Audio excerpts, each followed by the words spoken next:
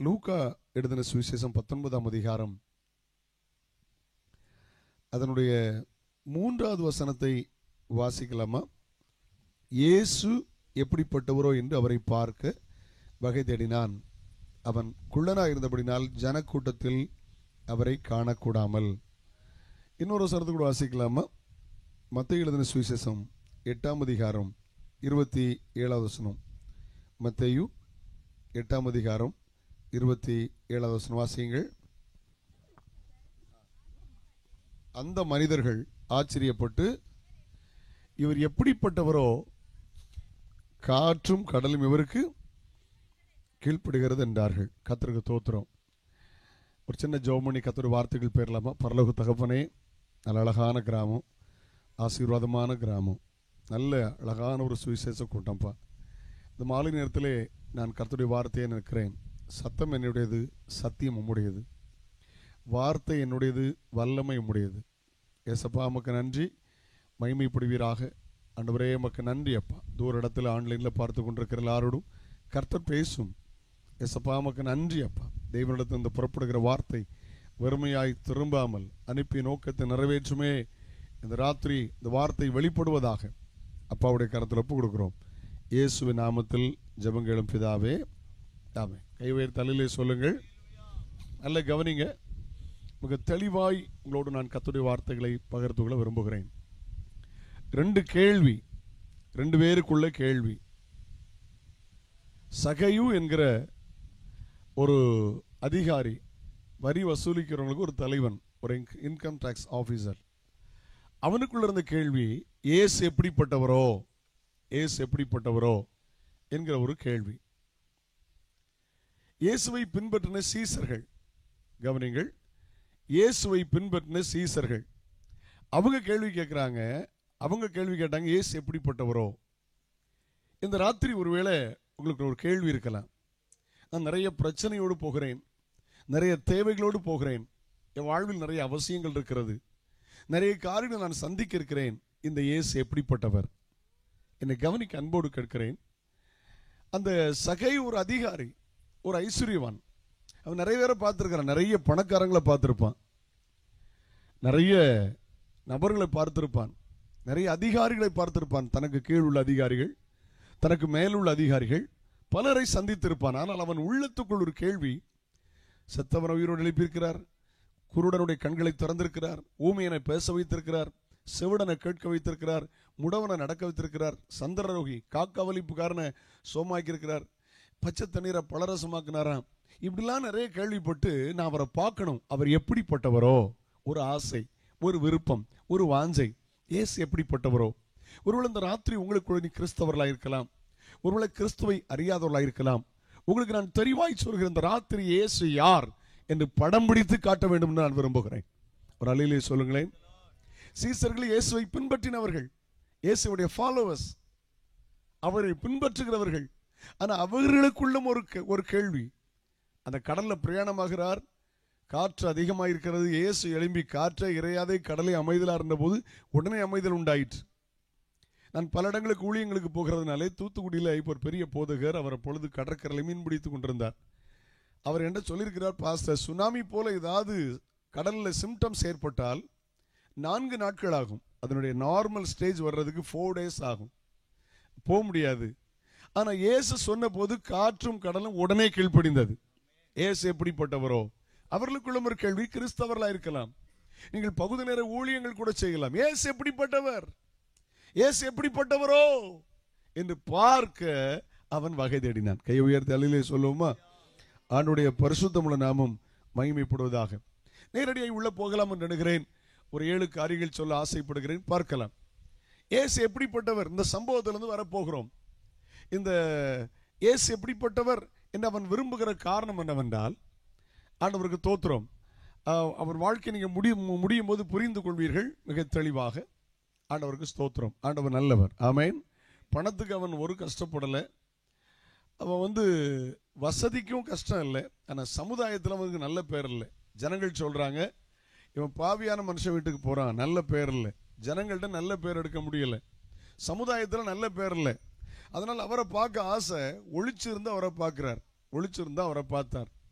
ஆனால் இயேசு எப்படிப்பட்டவரோ என்கிற கேள்விக்கு இந்த சரித்திரத்திலிருந்து லூக்கா 19ஆம் அதிகாரம் சகேயுவின் வாழ்க்கையிலிருந்து ஒரு 7 காரியங்களை பதிவு செய்ய வேண்டும் என்று விரும்புகிறேன். வாசிக்கலாமா?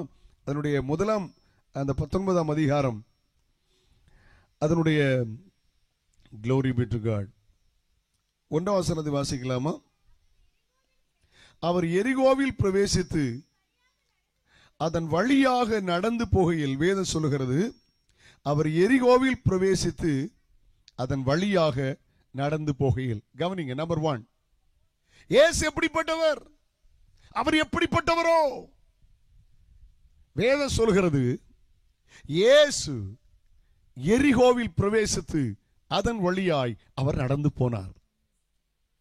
அல்ல, கவனிங்க, ஒரு 4-5 வருடங்களுக்கு முன்பதாக நானும் என் துணைவியாரும் ஒரு ஸ்டடி டூரா இஸ்ரவேல், எகிப்து, பாலஸ்தீன் இங்கெல்லாம் சுற்றி பார்க்க போயிருந்தோம். அப்போ எருசலேமிலிருந்து எரிகோ வரும்போது அந்த எரிகோ என்ட்ராகும் போது ஒரு போர்டு இருக்குது, எபிரேய வார்த்தையிலும் ஆங்கிலத்திலும் அந்த 1-2 லாங்குவேஜில் ஒரு போர்டு இருந்துச்சு.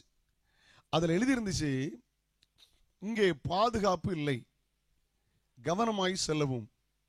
அன்றைக்கு மாத்திரமல்ல, இன்றைக்கும் அப்படி எழுதப்பட்டிருந்தது. நான் ஃபோட்டோ எடுத்தேன், வீடியோ எடுத்தேன். அதனால உங்களுடைய பாதுகாப்புக்கு நீங்கள் தான், இங்கே செக்யூரிட்டி இல்லை அப்படின்னு போட்டிருந்தாங்க. பைபிளில் வாசிக்கிறவங்கள ஒருவன் எருசலேமிலிருந்து எரிகோவுக்கு போகிறையில் கள்ளன் கையில் மாட்டிக்கொண்டான் என்று. இன்றைக்கு வரலும் அந்த இடம் விருத்தியாகவில்லை, இன்றைக்கு வரலும் அந்த இடம் செழிப்பாகவில்லை.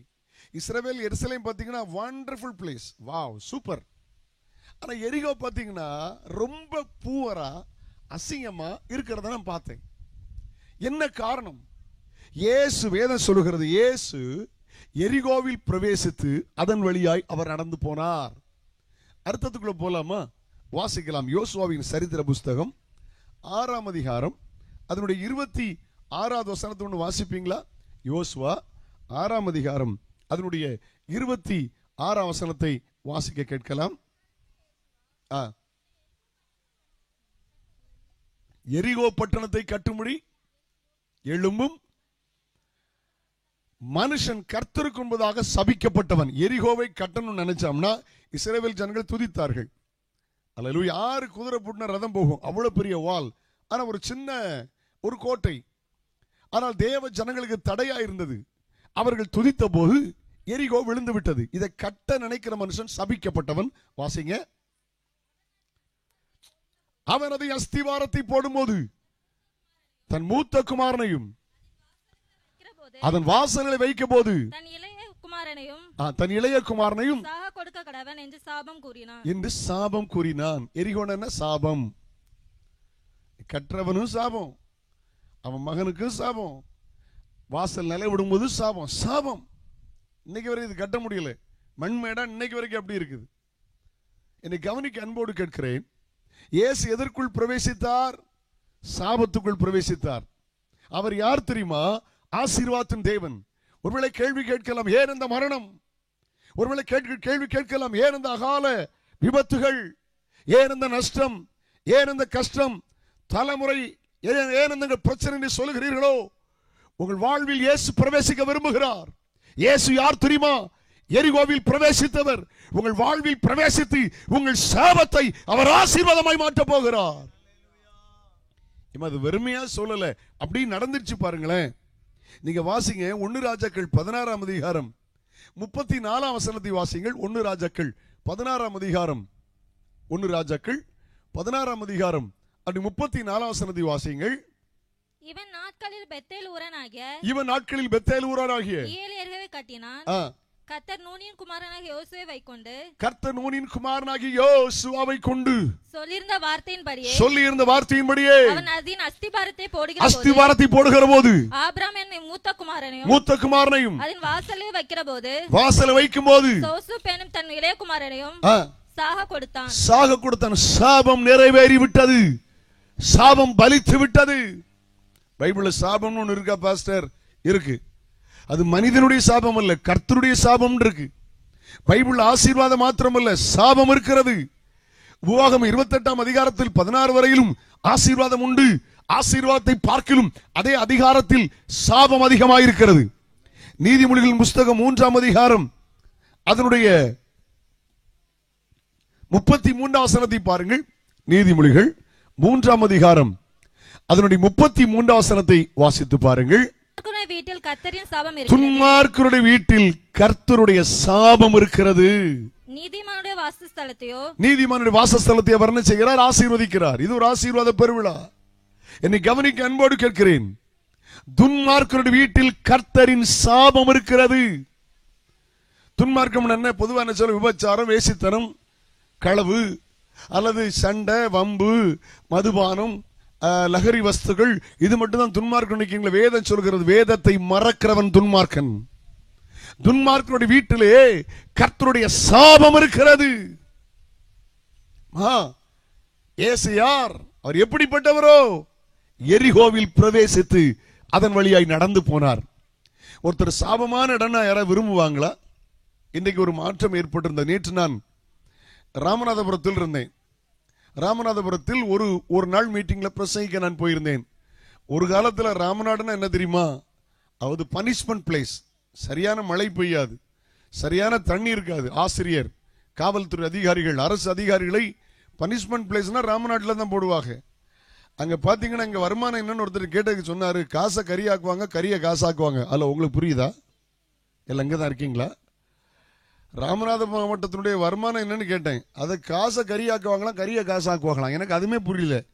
அப்ப எப்படின்னு கேட்டேன். அந்த காலத்துல காமராஜர் பீரியட்ல அந்த ஹெலிகாப்டர்ல கொண்டு வந்து விதைச்சிருக்காங்க சீமாவுட. அது சீமன்னா வெளிநாடு, அதனாலதான் சீமையில இருந்து வந்தனால அதுக்கு பேரு சீமாவுடன்னு பேரு. இந்த உடமரத்தை பணம் கொடுத்து வாங்கி அதை வெட்டி அதை கார்பன் ஆக்குவாங்க, கரியாக்குவாங்க. காசை கரியாக்குவாங்க. பிறகு இந்த கரியை காசாக்குவாங்க. எல்லாம் அங்கதான் இருக்கீங்களா? ஹலோ. புத விரும்ப மாட்டாங்க. இன்னைக்கு போன வருஷங்கள் கொஞ்சம் நல்ல மழை பெய்ததுனால கொஞ்சம் பச்சையா பார்த்தேன். மற்ற வறட்சியான இடம். பல முறை எங்க ஊழியங்களுக்கு போயிருக்கிறேன். வறட்சியான இடம் யாரும் விரும்புகிறதில்லை. செழிப்பை விரும்புவார்கள், நல்ல வசதியான வாழ்க்கையை விரும்புவார்கள். கன்னியாகுமரியை விரும்புவாங்க, திருநெல்வேலியை கூட ரொம்ப விரும்ப மாட்டாங்க. ஏன்னா இங்க எங்க பார்த்தாலும் சேனல்ல தண்ணியா இருக்கு. எனக்கு கூட கொஞ்சம் பொறாமையா தான் இருக்கும். உங்க ஊருக்கு கிழக்கோடி தான் இருக்கும், ஆனா எங்களுக்கு மழை பெய்யாது, உங்களுக்கு மழை பெய்யும். அல்லேலூயா. ஆமா, போட்டோம். அப்ப யாரும் விரும்புகிறதில்லை. செழிப்பை விரும்புவார்கள், பட்டணத்தை விரும்புவார்கள். ஆனா இயேசு எங்கே பிரவேசித்தார்? எரிகோவில் பிரவேசித்து அதன் வழியாய் நடந்து போனார். சாபம், சாபம்னு ஒண்ணு இருக்கு தெரியுமா உங்களுக்கு? ஒரு பெரிய மூத்த போதகர் அவர் தன்னுடைய பிரசங்கத்தில் சொன்னார். இப்பொழுது தூத்துக்குடி மாவட்டம், அப்பொழுது திருநெல்வேலி மாவட்டம். அவங்க சொன்னார், எங்களுடைய தாத்தா, எங்க அப்பாவுடைய அப்பா, எங்க தாத்தா, தாத்தா, பெரிய தாத்தா, சின்ன தாத்தா, அவங்க எல்லாம் பெரிய பணக்காரர்கள், ஜமீன்கள், நிலக்கிழார்கள், லேண்ட்லார்ட்ஸ். அவங்க என்ன பண்ணிட்டாங்க, ஒரு முறை ஒரு ஏழை மனுஷனுடைய மாடு அந்த வயல்ல போய் நிறைய சேதத்தை ஏற்படுத்திடுச்சு. நம்மளை கேட்க யார் இருக்கான்னு சொல்லி இவங்க எல்லாம் பெரிய சண்டியர்களை பொழுது இவங்க எல்லாம் மரத்தில் அந்த மாட்டை கட்டி போட்டு உயிரோட உரிச்சாங்களாம். அந்த மாடு கதறி கதறி செத்து போச்சான். இது நடந்தது. அவர் சொல்ற, எங்க தாத்தா காலத்து நடந்துச்சு. நடந்த சம்பவம் சொல்றார் அவர். என் கண்களுக்கு முன்னால நாங்க இதெல்லாம் பார்த்தோம்.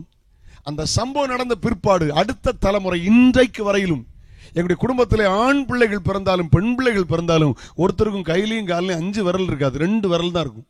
மாடு மாதிரி தான் இருக்கும். அதுல தப்புறது நான் மட்டும்தான். ஒருவேளை நான் ஊழியக்காரனா மாறணுங்கிறது தான் கர்த்தர் என்ன விட்டாரான்னு தெரியல. ஆனா அப்போ அவர் சொல்லும் போது கூட அவருக்கு கூட ஒரு சின்ன பிசிக்கல் சேலஞ்ச். அவரு கூட ஒரு கால் கொஞ்சம் தாங்கி தான் நடப்பார். எனக்கு தெரியும், ஐ நோ வெரி வெல். சாபம் என்பது உண்டு. நல்ல கவனிங்க. பைபிள்ல வாசிக்கிறோம், காரணம் இல்லாமல் இட்ட சாபம் தங்காது. அப்படின்னா காரணத்தோடு உள்ள சாபம். உங்களுக்கு நல்ல வார்த்தை சொல்லி தரேன். எந்த காரணத்தை கொண்டும் யாரையும் சபிக்க கூடாது. தேவனுடைய பிள்ளைகள் ஆசீர்வதிக்கணும். உங்க பிள்ளைகளை சபிக்காதுங்க. வேதம் சொல்கிறது, ஆசீர்வாதத்தை என்று சாபத்தை கூறாதிருங்கள். பைபிள் சொல்கிறது, ஆசீர்வாதத்தை சுதந்திரிக்கும்படி அழைக்கப்பட்டவர் என்று அறிந்து நீங்கள் ஆசீர்வதியுங்கள். ஆமென் சொல்லுமா? அல்லேலூயா. அப்ப சாபம்னு ஒண்ணு இருக்கு, கட்டாயம் இருக்கு. இயேசு எங்கே பிரவேசித்தார்? எரிகோவில் பிரவேசித்தார். இயேசு யார்? அவர் சாபத்தை ஆசீர்வாதமாய் மாற்றுகிறவர். ஒரு 20 வருஷத்துக்கு முந்தி ஈரோடு பக்கத்துல பவானி அங்க ஒரு கன்வென்ஷன்ல பிரசங்கம் பண்ண போயிருந்த போது திருப்பூர்ல வாட்டர் போர்ட்ல பணிபுரிகிற ஒரு பெரிய அதிகாரி அவங்க வீட்டில் தங்கி இருந்தேன். அந்த கல்யாண மண்டபத்திற்கும் வீட்டுக்கும் அவர் தான் என்னை காரில் கூட்டிட்டு வருவார். அவர் வீட்டில் என்ன தங்க வச்சிருந்தாங்க. அப்போ அவருடைய சாட்சியை கேட்டேன். இயேசுவை அறியாத குடும்பத்தை சார்ந்தவர். அவர் சொன்னார், என்னுடைய குடும்பத்தின் சாபம் என்ன? நேற்று பாஸ்டர் இஎஸ் மணி சொன்னாங்க பார்த்தீங்களா, அவங்க அம்மா எப்படி பைத்தியம் முடிச்சிருந்தாங்க, அந்த சாட்சியெல்லாம் சொல்லிட்டு இருந்தாங்க. இது மாதிரி தான் அவர் சொல்றாரு, எங்க குடும்பத்தின் மேல உள்ள சாபம் என்ன தெரியுமா? ஆண் வாரிசுகள்லாம் இறந்துருவாங்க. எங்க பெரியப்பா கிடையாது, சித்தப்பா கிடையாது, மாமா கிடையாது, மச்சான் கிடையாது, அண்ணன் கிடையாது, தம்பி கிடையாது. எல்லாரும் பார்த்தா விதவைகளா தான் இருப்பாங்க. ஆனா எனக்கு கல்யாணம் ஆகல. எனக்கு ஜாதகம் எழுதியிருந்தாங்க, கல்யாணத்துக்கு முந்தி வாலிபனா இருக்கும்போது நானும் சாகணும். திரும்பி பார்த்தால் என்னுடைய குடும்பங்களிலே கரெக்டா ஆண் வாரிசா இருக்காது, ஏதோ ஒரு சாபம். அப்ப அந்த டைம்ல இவர் கல்லூரி படித்து நல்ல வாலிப நாட்கள் இருக்கும்போது இவரை ஒரு நபர் சந்தித்து இயேசுவின் அன்பை சொன்னார். இயேசு உங்களுக்காக மரித்திருக்கிறார், உங்களுக்காக ரத்தம் சிந்தி மரித்தார், அடக்கம் பண்ணப்பட்டார், உயிர் தெழுந்தார், இன்றைக்கும் இயேசு உயிரோடு இருக்கிறார். இயேசுவை நீங்க நம்பினால் உங்கள் சாபம் ஆசீர்வாதமாய் மாறும். நீங்கள் ஆசீர்வாதமாய் இருப்பதை இயேசு விரும்புகிறார். உங்களுக்கு ஒரு வார்த்தை பதிவு செய்கிறேன், நீங்கள் வியாதியோடு இருப்பதை இயேசு விரும்புகிறவர் அல்ல. நீங்கள் சாபத்தோடு இருக்கிறதை இயேசு விரும்புகிறவர் அல்ல. நீங்கள் துக்கத்தோடு இருக்கிறதை இயேசு விரும்புகிறவர் அல்ல. உங்கள் துக்கம் சந்தோஷமாய் மாற இயேசு விரும்புகிறார். ஹல்லேலூயா. நீங்கள் ஆசீர்வாதமாய் இருப்பதை இயேசு விரும்புகிறார். ஹல்லேலூயா. இயேசுவை ஏற்றுக்கொண்டு ஆராதிக்க ஆரம்பித்தார். இன்ஜினியரா மாறிட்டார். அவர் சொல்றார், ஒருமுறை நான் பணி செய்து கொண்டிருந்த போது நான் மறந்துட்டேன், ஒரு விபத்து எனக்கு ஏற்பட்டது. எவ்வளவோ பெரிய உயரமான இடத்திலிருந்து விழுந்து விட்டேன். ஆனால் ஜாதகத்தை புரட்டி பார்த்தால் எனக்கு எப்பொழுது சாவு வரும் என்று கண்டம் இருக்கிறது என்று சொன்னார்களோ அதே நாளில் எனக்கு விபத்து ஏற்பட்டது. எல்லாரும் அழுதாங்களாம். நம்ம குடும்பத்தில் நடக்கிற மாதிரி தான் நடக்குது. இவனுக்கும் ஜாதகத்துல இத்தனை வயசுல சொத்து போவான் இருக்குது, விழுந்துட்டான். அப்ப இவர் சொன்னார், ஆண்டவரே நான் உண்மை ஏற்றிருக்கிறேன், இதுல என் குடும்பத்தில் ஒரு பெரிய மாற்றத்தை எனக்கு தரணும். ஹல்லேலூயா. ஜெபித்த போது மரண தருவாயிலிருந்து அவரை கர்த்தர் உயிரோடு எழுப்பினார். ஆமென் சொல்லுங்க. அவருக்கு திருமணமானது. நான் பார்த்தபோது அவருடைய பிள்ளைகள் +2 படிச்சுக்கிட்டு இருந்தாங்க. பெரிய பிள்ளைகளா நான் பார்த்தேன். அவர் சொன்னார், என்னோடு என் சாபங்கள் இந்த குடும்பத்திலே நின்று விட்டது. கையை உயர்த்தி உடலிலே சொல்லுங்களேன். ஏசு எப்படிப்பட்டவர் தெரியுமா? ஏசு எப்படிப்பட்டவர்னு சகைக்கு ஒன்று பார்க்க ஆசை, சீசர்களுக்கு ஆசை. சொன்ன உடனே காற்று அமைதலாயிற்று, சொன்ன உடனே கடல் அமைதலாயிற்று. இயேசு எப்படிப்பட்டவர்? அவர் எரிகோவில் பிரவேசித்தார். நீங்க வாசிப்பீங்களா? கலாத்தியர்கள் நிருபம் 3ஆம் அதிகாரம் அதனுடைய 13ஆம் வசனத்தை வாசிக்க அன்போடு கேட்கிறேன். கலாத்தியன் சாப்டர் 3 verse 13. கலாத்தியர் 3ஆம் அதிகாரம் அதனுடைய 13ஆம் வசனத்தை வாசியுங்கள். மரத்திலே தூக்கப்பட்ட எவனும் சபிக்கப்பட்டவன் எழுதியிருக்கிறபடி கிறிஸ்து நமக்காக சாபமாகி நியாய பிரமாணத்தின் சாபத்திற்கு நம்மை நீங்களாக்கி விட்டார்.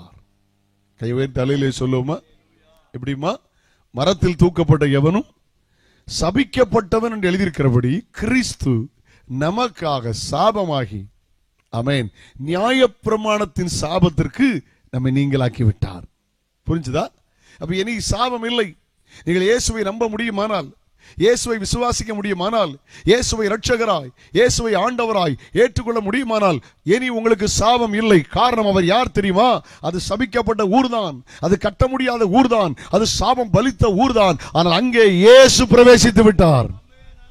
வெளிச்சம் வந்த இடத்துல எப்படி இருள் இல்லையோ, இயேசு ஒரு ஆசீர்வாதத்தின் தேவன். அவர் 5 அப்பத்தை 2 மீனை 5000 பேருக்கு கொடுக்கிறவர், பச்சை தண்ணீரை பழரசமாய் மாற்றுகிறவர். அவர் ஆசீர்வாதத்தின் தேவன். இன்னைக்கு இயேசுவே என்று நம்ப முடியுமானால், இயேசுவே என் ஆண்டவர், இயேசுவே என் இரட்சகர், இயேசுவே என் தகப்பன் என்று நீ நம்ப முடியுமானால் உன் வாழ்வில் இயேசு பிரவேசிப்பார். தலையிலே சொல்லுங்களேன். ஆண்டவருக்கு ஸ்தோத்திரம். நிறைய காரியங்களை சொல்ல முடியும். ஆண்டவருக்கு ஸ்தோத்திரம். கர்த்தர் நல்லவர். அல்லேலூயா. இயேசு எப்படிப்பட்டவர் தெரியுமா? சாபத்தை ஆசீர்வாதமாய் மாற்றுகிற ஆண்டவர். ஆமென். அந்த கால தண்டனை, இயேசு சிலுவையில மரித்து உயிரோடு எழும்பினதுனால சிலுவை ஆசீர்வாதத்தின் சின்னமாய் தருகிறது. ஆனா சிலுவை என்ன தெரியுமா? இயேசுநாதர் காலம் வரையிலும் அது ஒரு சாபத்தின் அடையாளம். இன்றைக்கும் அரபு தேசங்களுக்கு நான் பலமுறை டிராவல் பண்றேன். தேவன் அனுமதித்தால் இந்த வருடத்துக்கு கர்த்தர் என்னை கொண்டு போவார்னு விசுவாசிக்கிறேன். பலமுறை அரபு நாடுகளுக்கு பல இடத்துக்கு போயிருக்கேன். அடைக்கப்பட்ட அரபு நாடுகளில் உள்ள சட்டம் என்ன தெரியுமா? இன்றைக்கும் கொடூரமான பாவத்தை செய்தால் அவனை கொன்று கிரைன்ல தூக்கி விட்டுருப்பாங்க. போறவங்க எல்லாம் பேசுவாங்க. சாயங்காலம் குறிப்பிட்ட ஒரு ஏரியாவில் குறிப்பிட்ட நேரம் வரையில ஏன் அவனை தூக்கி போட்டிருக்காங்க, என்ன தப்பு செய்தான்னு பேசுவாங்க. இப்படித்தான் கிறிஸ்து நமக்காக சாபமானார். அவர் ஒரு தவறு செய்யவில்லை, அவர் பரிசுத்தவான். ஹல்லேலூயா. நமக்காக, நீங்கள் ஆசீர்வாதமாய் இருப்பதற்காக, உங்கள் பிள்ளைகள் ஆசீர்வாதமாய் இருப்பதற்காக, உங்கள் தலைமுறை ஆசீர்வாதமாய் இருப்பதற்காக, உங்கள் வம்சங்கள் ஆசீர்வாதமாய் இருப்பதற்காக, உங்கள் தொழில் ஆசீர்வாதமாய் இருப்பதற்காக, உங்கள் கல்வி ஆசீர்வாதமாய் இருப்பதற்காக, உங்கள் வியாபாரம் ஆசீர்வாதமாய் இருப்பதற்காக கிறிஸ்து நமக்காக அவர் சாபமானார். அல்லேலூயா. ஒரு அடி பாடலாமா? அன்பு அன்பு பரிசுத்தவான் ஃபாதர் பர்க்மன்ஸ் அழகா பாடுறாங்களே, சாபமான முள்முடியை தலைமேலே சுமந்து கொண்டு சிலுவையிலே வெற்றி சிறந்தி, ஐயா சிலுவையிலே வெற்றி சிறந்தி. பாடுமா? சாபமான முள்முடியை தலைமேலே சுமந்து கொண்டு சிலுவையிலே வெற்றி சிறந்தி, ஐயா சிலுவையிலே வெற்றி கைத்தட்டி பாடுமா சேர்ந்து, ஐயா சிலுவையிலே வெற்றி சிறந்தி. நீ நல்லவர், சர்வ வல்லவர், நீர் நல்லவர், சர்வ இரக்கத்துக்கு முடிவே இல்லை, உங்க அன்பிற்கு அளவே இல்லை, உங்க இரக்கத்துக்கு முடிவே இல்லை, உங்க அன்புக்கு அளவே இல்லை, அவை காலைதோறும் புதிதாயிருக்கும். சொல்லுங்க பார்க்கலாம். அவை காலைதோறும் மனதுருகும் தெய்வமே இயேசையா, உம்மை மனதார துதிப்பேன் ஸ்தோத்தரிப்பேன். மனதுருகும் தெய்வமே இயேசையா, உம்மை மனதார துதிப்பேன். அல்லேலூயா. நல்ல புரிந்து கொள்ளுங்கள், அறிக்கை பண்ணுங்கள். இனி உங்களுக்கு சாபம் இல்லை. நீங்கள் ஆசீர்வாதத்தின் தலைமுறை, சாபத்தின் தலைமுறை அல்ல. கையை உயர்த்தி ஒரு அல்லேலூயா சொல்லுங்க பார்க்கலாம். பைபிள் வாசிக்கிறவர்ல சேம், காம், யாபேத், அது 3 பேர் நோவாவுடைய பிள்ளைகள். ஆனா காம் அவன் தான் கானானியர்களுக்கு தலைவன். ஆனால் தன் தகப்பனுடைய காரியத்தை வெளியில சொன்னதனால் சாபம், தலைமுறையின் சாபம், அவனுடைய வாழ்வில் தலைமுறையின் சாபம் தொடர்ந்து விட்டது. எத்தனை தலைமுறைக்கு சாபம்னு தெரியாது. அல்லேலூயா. என்னை கவனிக்க அன்போடு கேட்கிறேன், எத்தனை தலைமுறைக்கு சாபம் இருந்தாலும் பரவாயில்ல, இந்த ராத்திரி இயேசுதான் என் ஆண்டவன் விசுவாசிக்க முடியுமானால், அறிக்கை பண்ண முடியுமானால், இனி நீங்கள் ஆசீர்வாதத்தின் தலைமுறை, இனி சாபத்தின் தலைமுறை அல்ல. அல்லேலூயா. ஏனென்றால் கர்த்தர் இயேசு சாபத்தை ஆசீர்வாதமாய் மாற்றுகிற ஆண்டவர்.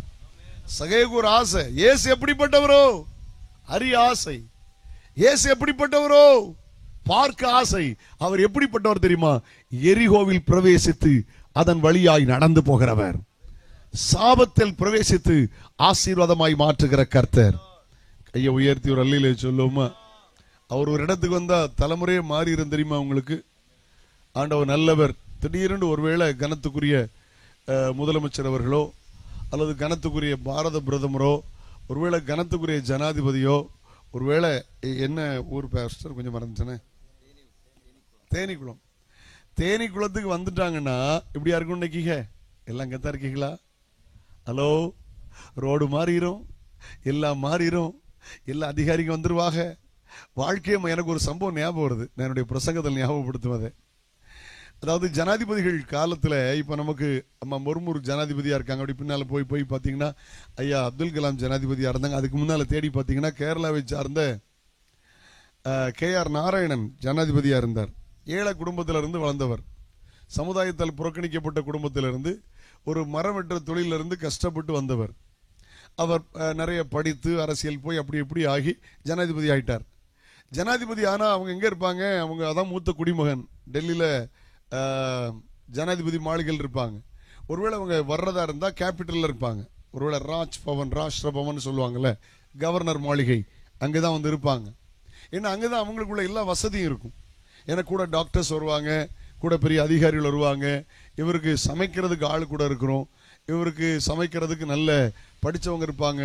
சாப்பாட்டில் ஃபுட் பாய்சன் இருக்கான்னு பார்க்கறதுக்கு நியூட்ரிஷன் படித்தவங்க இருப்பாங்க. அவருக்கு ஷூ கட்டி விடுறதுக்கு ஆள் இருக்கும், பேப்பர் படித்து சொல்ல ஆள் இருக்கும். ஜனாதிபதிக்கு அவ்வளவு சகல வசதியும் பண்ணியிருப்பாங்க. இவர் முதல் முறையாக ட்ரிவாண்ட்ரத்துக்கு வந்தார், திருவனந்தபுரத்துக்கு முதல் முறையாக வந்தார். கவனிங்க, ஒரு மனுஷன் பிரவேசித்தா ஒரு இடமே மாறும், வீடு மாறும்னா நம்முடைய ஆண்டவர் மனிதன் அல்ல, அவர் தெய்வம், அவர் ரட்சகர், அவர் ஆண்டவர். அதை தான் உங்களுக்கு சொல்ல விரும்புகிறேன். இவர் திருவனந்தபுரத்தில் அந்த ராஜ் பவன்ல உட்கார்ந்து இருந்த போது இவருக்கு பழைய நினைவுகள் போயிட்டு, கரெக்டா ட்ரிவாண்ட்ரத்திலிருந்து 50 கிலோமீட்டர்ல இவருடைய கிராமம். இவர் ரொம்ப கஷ்டப்பட்டு குடும்பம். இவருடைய சைல்ட்ஹுட் ஃப்ரெண்ட், இவருடைய சின்ன வயதிலிருந்து இவருக்கு நண்பனான ஒரு மனிதன். அவருடைய கல்லூரி வரையிலும் ஒன்றாய் பயந்தவர்கள். இவர்கள் கல்லூரியிலும் பயந்தவர்கள். சூழ்நிலை நிமித்தமாக அங்கே போய் இங்கே போய் ரொம்ப நாள் அவர் மீட் பண்ணல. அவர் நடுத்தர வசதி, இவங்க கஷ்டப்பட்டவங்க.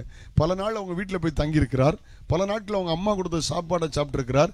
அவருக்கு ஒரு நன்றி உணர்வு வந்து தன்னுடைய அதிகாரியை பார்த்து கூப்பிட்டார். எங்கள் ஊர் இங்கே இருக்குது, எங்கள் ஊர் பக்கத்தில் இந்த கிராமம், இந்த கிராமத்தில் என்ன நபர் இருக்காரா, ட்ரை ஷூட் பண்ணி ஃபோனில் என்ன கூப்பிடுங்கட்டார். ஜனாதிபதி அல்லவா. சில நிமிடத்திற்குள்ள டெலிஃபோன் டைரக்டர்லாம் பார்த்து அவரை லைனில் கூப்பிட்டாங்க. அவர் லைனில் கூப்பிட்டோன்னே இவர் பேசுகிறார். பா, நான் KR நாராயணன் பேசுகிறேன். அவங்க இருந்து ஆராயணம், பா உன் ஃப்ரெண்டு KR நாராயணன் பேசுகிறேன். அப்போ சொன்னார், இன்னும் புரியலையா, நான் ஜனாதிபதி பேசுகிறேன். ரெண்டு பேரும் பரஸ்பரமாக ரொம்ப நாள் கழிச்சு பேசிக்கிட்டாங்க. அப்போ சொன்னார், உங்கள் அம்மா உயிரோடு இருக்காங்களா? இருக்காங்க. நல்ல வயசு. அப்படியா, நான் நாளைக்கு உன் வீட்டுக்கு வர விரும்புகிறேன். பொதுவாக ஜனாதிபதி வராங்கன்னா அவங்களுக்கு எங்கே வராங்க, எங்கே தங்குறாங்க, என்ன ப்ரோக்ராம் எல்லாம் ஃபிக்ஸ் ஆகி இங்கே சீக்கிரட்டாக அங்கே சிஐடிஸ் முதற்கொண்டு அவங்க செக் பண்ணிக்கிட்டு இருப்பாங்க. அப்படி ஈஸியாக வர முடியாது. ஏன்னா அவங்களுக்கு நிறைய ஆபத்துகள் இருக்கும், ரொம்ப பாதுகாப்பு அவங்களுக்கு தேவை. இந்த ப்ரோக்ராம்ல அவருடைய ப்ரோக்ராம்லே இல்லை. திடீர்னு அவர் சொன்னார், இல்லை நான் வரேன். நோ, நீ வந்தா ஜனாதிபதியை பார்த்த மாதிரி இருக்கும், நான் உன் வீட்டுக்கு வந்தா நண்பனை சந்திச்சது மாதிரி இருக்கும், நான் உன் வீட்டுக்கு வர விரும்புகிறேன் சொல்லிட்டு சொன்னாரு. சரிப்பா, உங்க அம்மா இருந்தாங்கன்னா நான் உன் வீட்டில் வந்து நாளைக்கு கொஞ்சம் கிழங்கும் கப்பையும் நல்ல வலி அறியும் கொஞ்சம் சாள மீன் சாப்பிட விரும்புகிறேன் கேட்டீங்களா? இவர் ஜனாதிபதிக்கு கேட்டீங்கன்னா வெஸ்டர்னில் செய்கிற ஆள் உண்டு, ஹலோ சவுத் இண்டியன்ல வேணுமா செய்யறதுக்கு ஆள் உண்டு, எல்லாம் ஆள் உண்டு, நிறைய ஆள் உண்டு. இவருக்கு நம்ம கன்னியாகுமரி கிடைச்ச 3 ஆசீர்வாதம் தெரியுமா உங்களுக்கு? கப்பை சக்க சாளை கட்டியலா, எனக்கு பயங்கர இஷ்டம் போட்டு. இது நமக்கு ஆசீர்வாதம் தெரியுமா? ஹலோ, எல்லாம் இங்கே தான் இருக்கீங்களா? சரி, நல்ல ஃபுட், வெரி குட் ஃபுட். அது இவருக்கு ஆசை. உங்க அம்மா இருந்தா செய்ய சொல்லு, நாளைக்கு நான் அதை சாப்பிட விரும்புகிறேன். என்ன ஒரு சம்பவம் எனக்கு ஞாபகம் வருது, சொன்ன டைம் ஆயிரும், நான் உள்ள வர விரும்புகிறேன். Come on listen.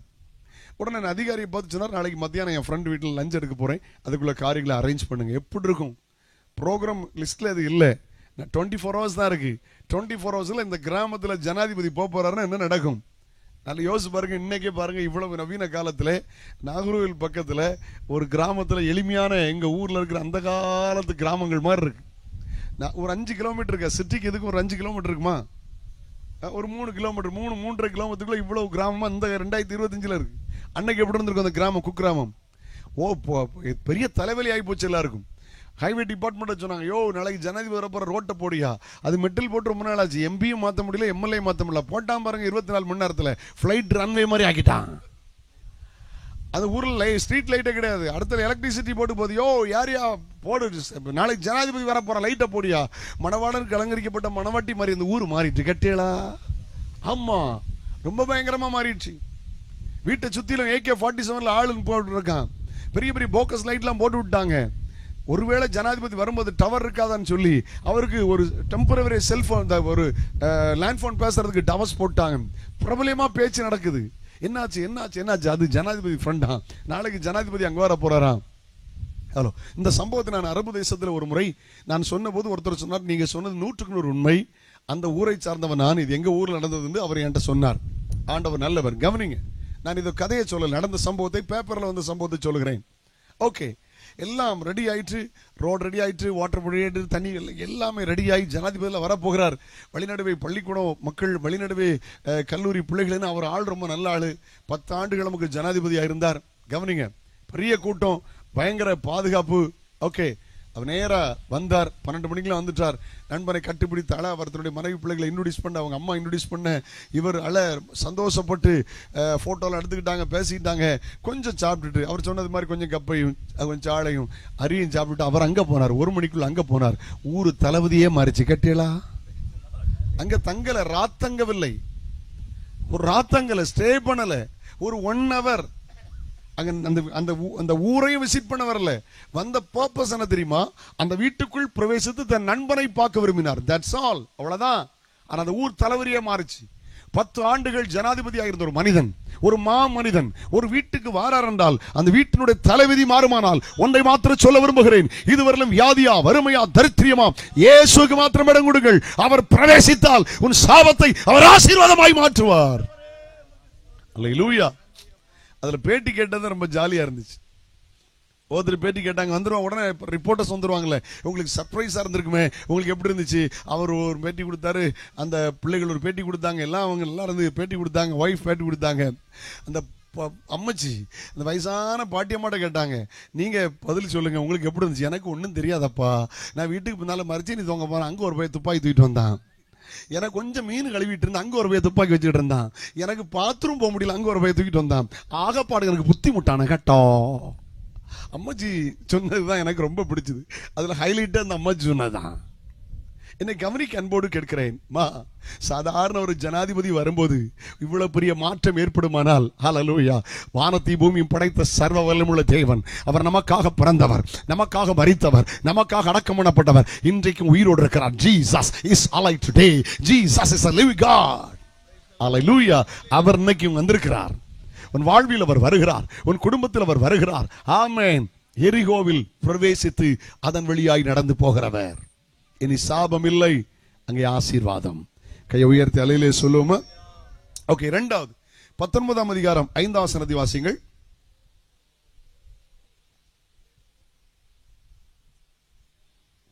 லூக்கா எழுதின சுவிசேஷம் 19ஆம் அதிகாரம் 5ஆம் வசனம். இயேசு அந்த இடத்தில் வந்தபோது அண்ணார்ந்து பார்த்து அவனை கண்டு சகையுவே, நீ சீக்கிரமாய் இறங்கி வா, இன்றைக்கு நான் வீட்டிலே தங்க வேண்டும் என்றார். போதும். இரண்டாவது என்னமா, அந்த இடத்தில் வந்தபோது அண்ணார்ந்து பார்த்து சகையுவே, இன்றைக்கு நம்ம வீட்டில் தங்கணும். கவனிங்க, சகைவுக்கு யாரை பார்க்க ஆசை? இயேசுநாதரை பார்க்க ஆசை. ஆனா மற்றவங்க அவரை என்ன செஞ்சிடக்கூடாது, பாத்திரக்கூடாது. ஏன்னா அவங்க எல்லாருமே தப்பா சொல்றாங்க, தப்பா பேசுறாங்க. ஓகே, இவர் நேர அத்தி மரத்துக்குள்ள உட்கார்ந்து இருக்கிறார்.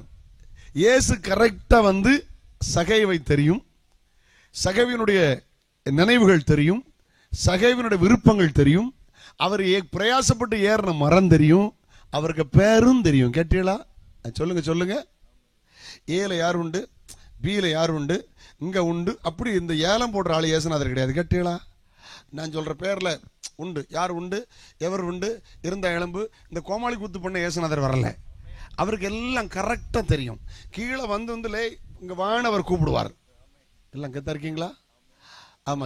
யார் அந்த எஸ்தர்னு கேட்க மாட்டார், ஏன்னா நிறைய இன்சியல் எஸ்தர் இருக்கும். அப்படிலாம் அவர் கேட்க மாட்டார், அவர் கரெக்டா பேசுவார். கை உயர்த்தி சொல்லுங்களேன். அவருக்கு நினைவுகளை தூரத்தில். சங்கீதத்தில் ஒரு வார்த்தை இருக்கு தெரியுமா? நீ வாசிப்பீங்களா? சங்கீதத்தில் அந்த வார்த்தை இருக்கு பாருங்க, 139:2 பாருங்க. சங்கீதம் 139:2 ரொம்ப அழகா இருக்கு. சங்கீதம் 139:2 வாசிங்க பார்க்கலாம். உன் உட்காருதலையும் என் எழுந்திருக்குதலையும், கரெக்டா வாசிங்க. உன் உட்காருதலையும் என் எழுந்திருக்கிறதையும் நீர் அறிந்திருக்கிறீர், என் நினைவுகளை தூரத்திலிருந்து அறிகிறீர். எப்படி எப்படி எப்படி எப்படி சொல்லுங்க சொல்லுங்க. நினைவுகளை தூரத்திலிருந்து அறிகிறவர். நல்ல கவனிங்க. நினைவு தெரியும். என்னை ஒருத்தன் பார்க்க விரும்புறான், நான் எப்படிப்பட்டவர்னு பார்க்க விரும்புறான். அலோ அலோ அலோ, இங்கதான் இருக்கீங்களா? எப்படிப்பட்டவன் பார்க்க விரும்புறான். ஆண்டவருக்கு ஸ்தோத்திரம். எப்படிப்பட்டவன் பார்க்க விரும்புகிறான்.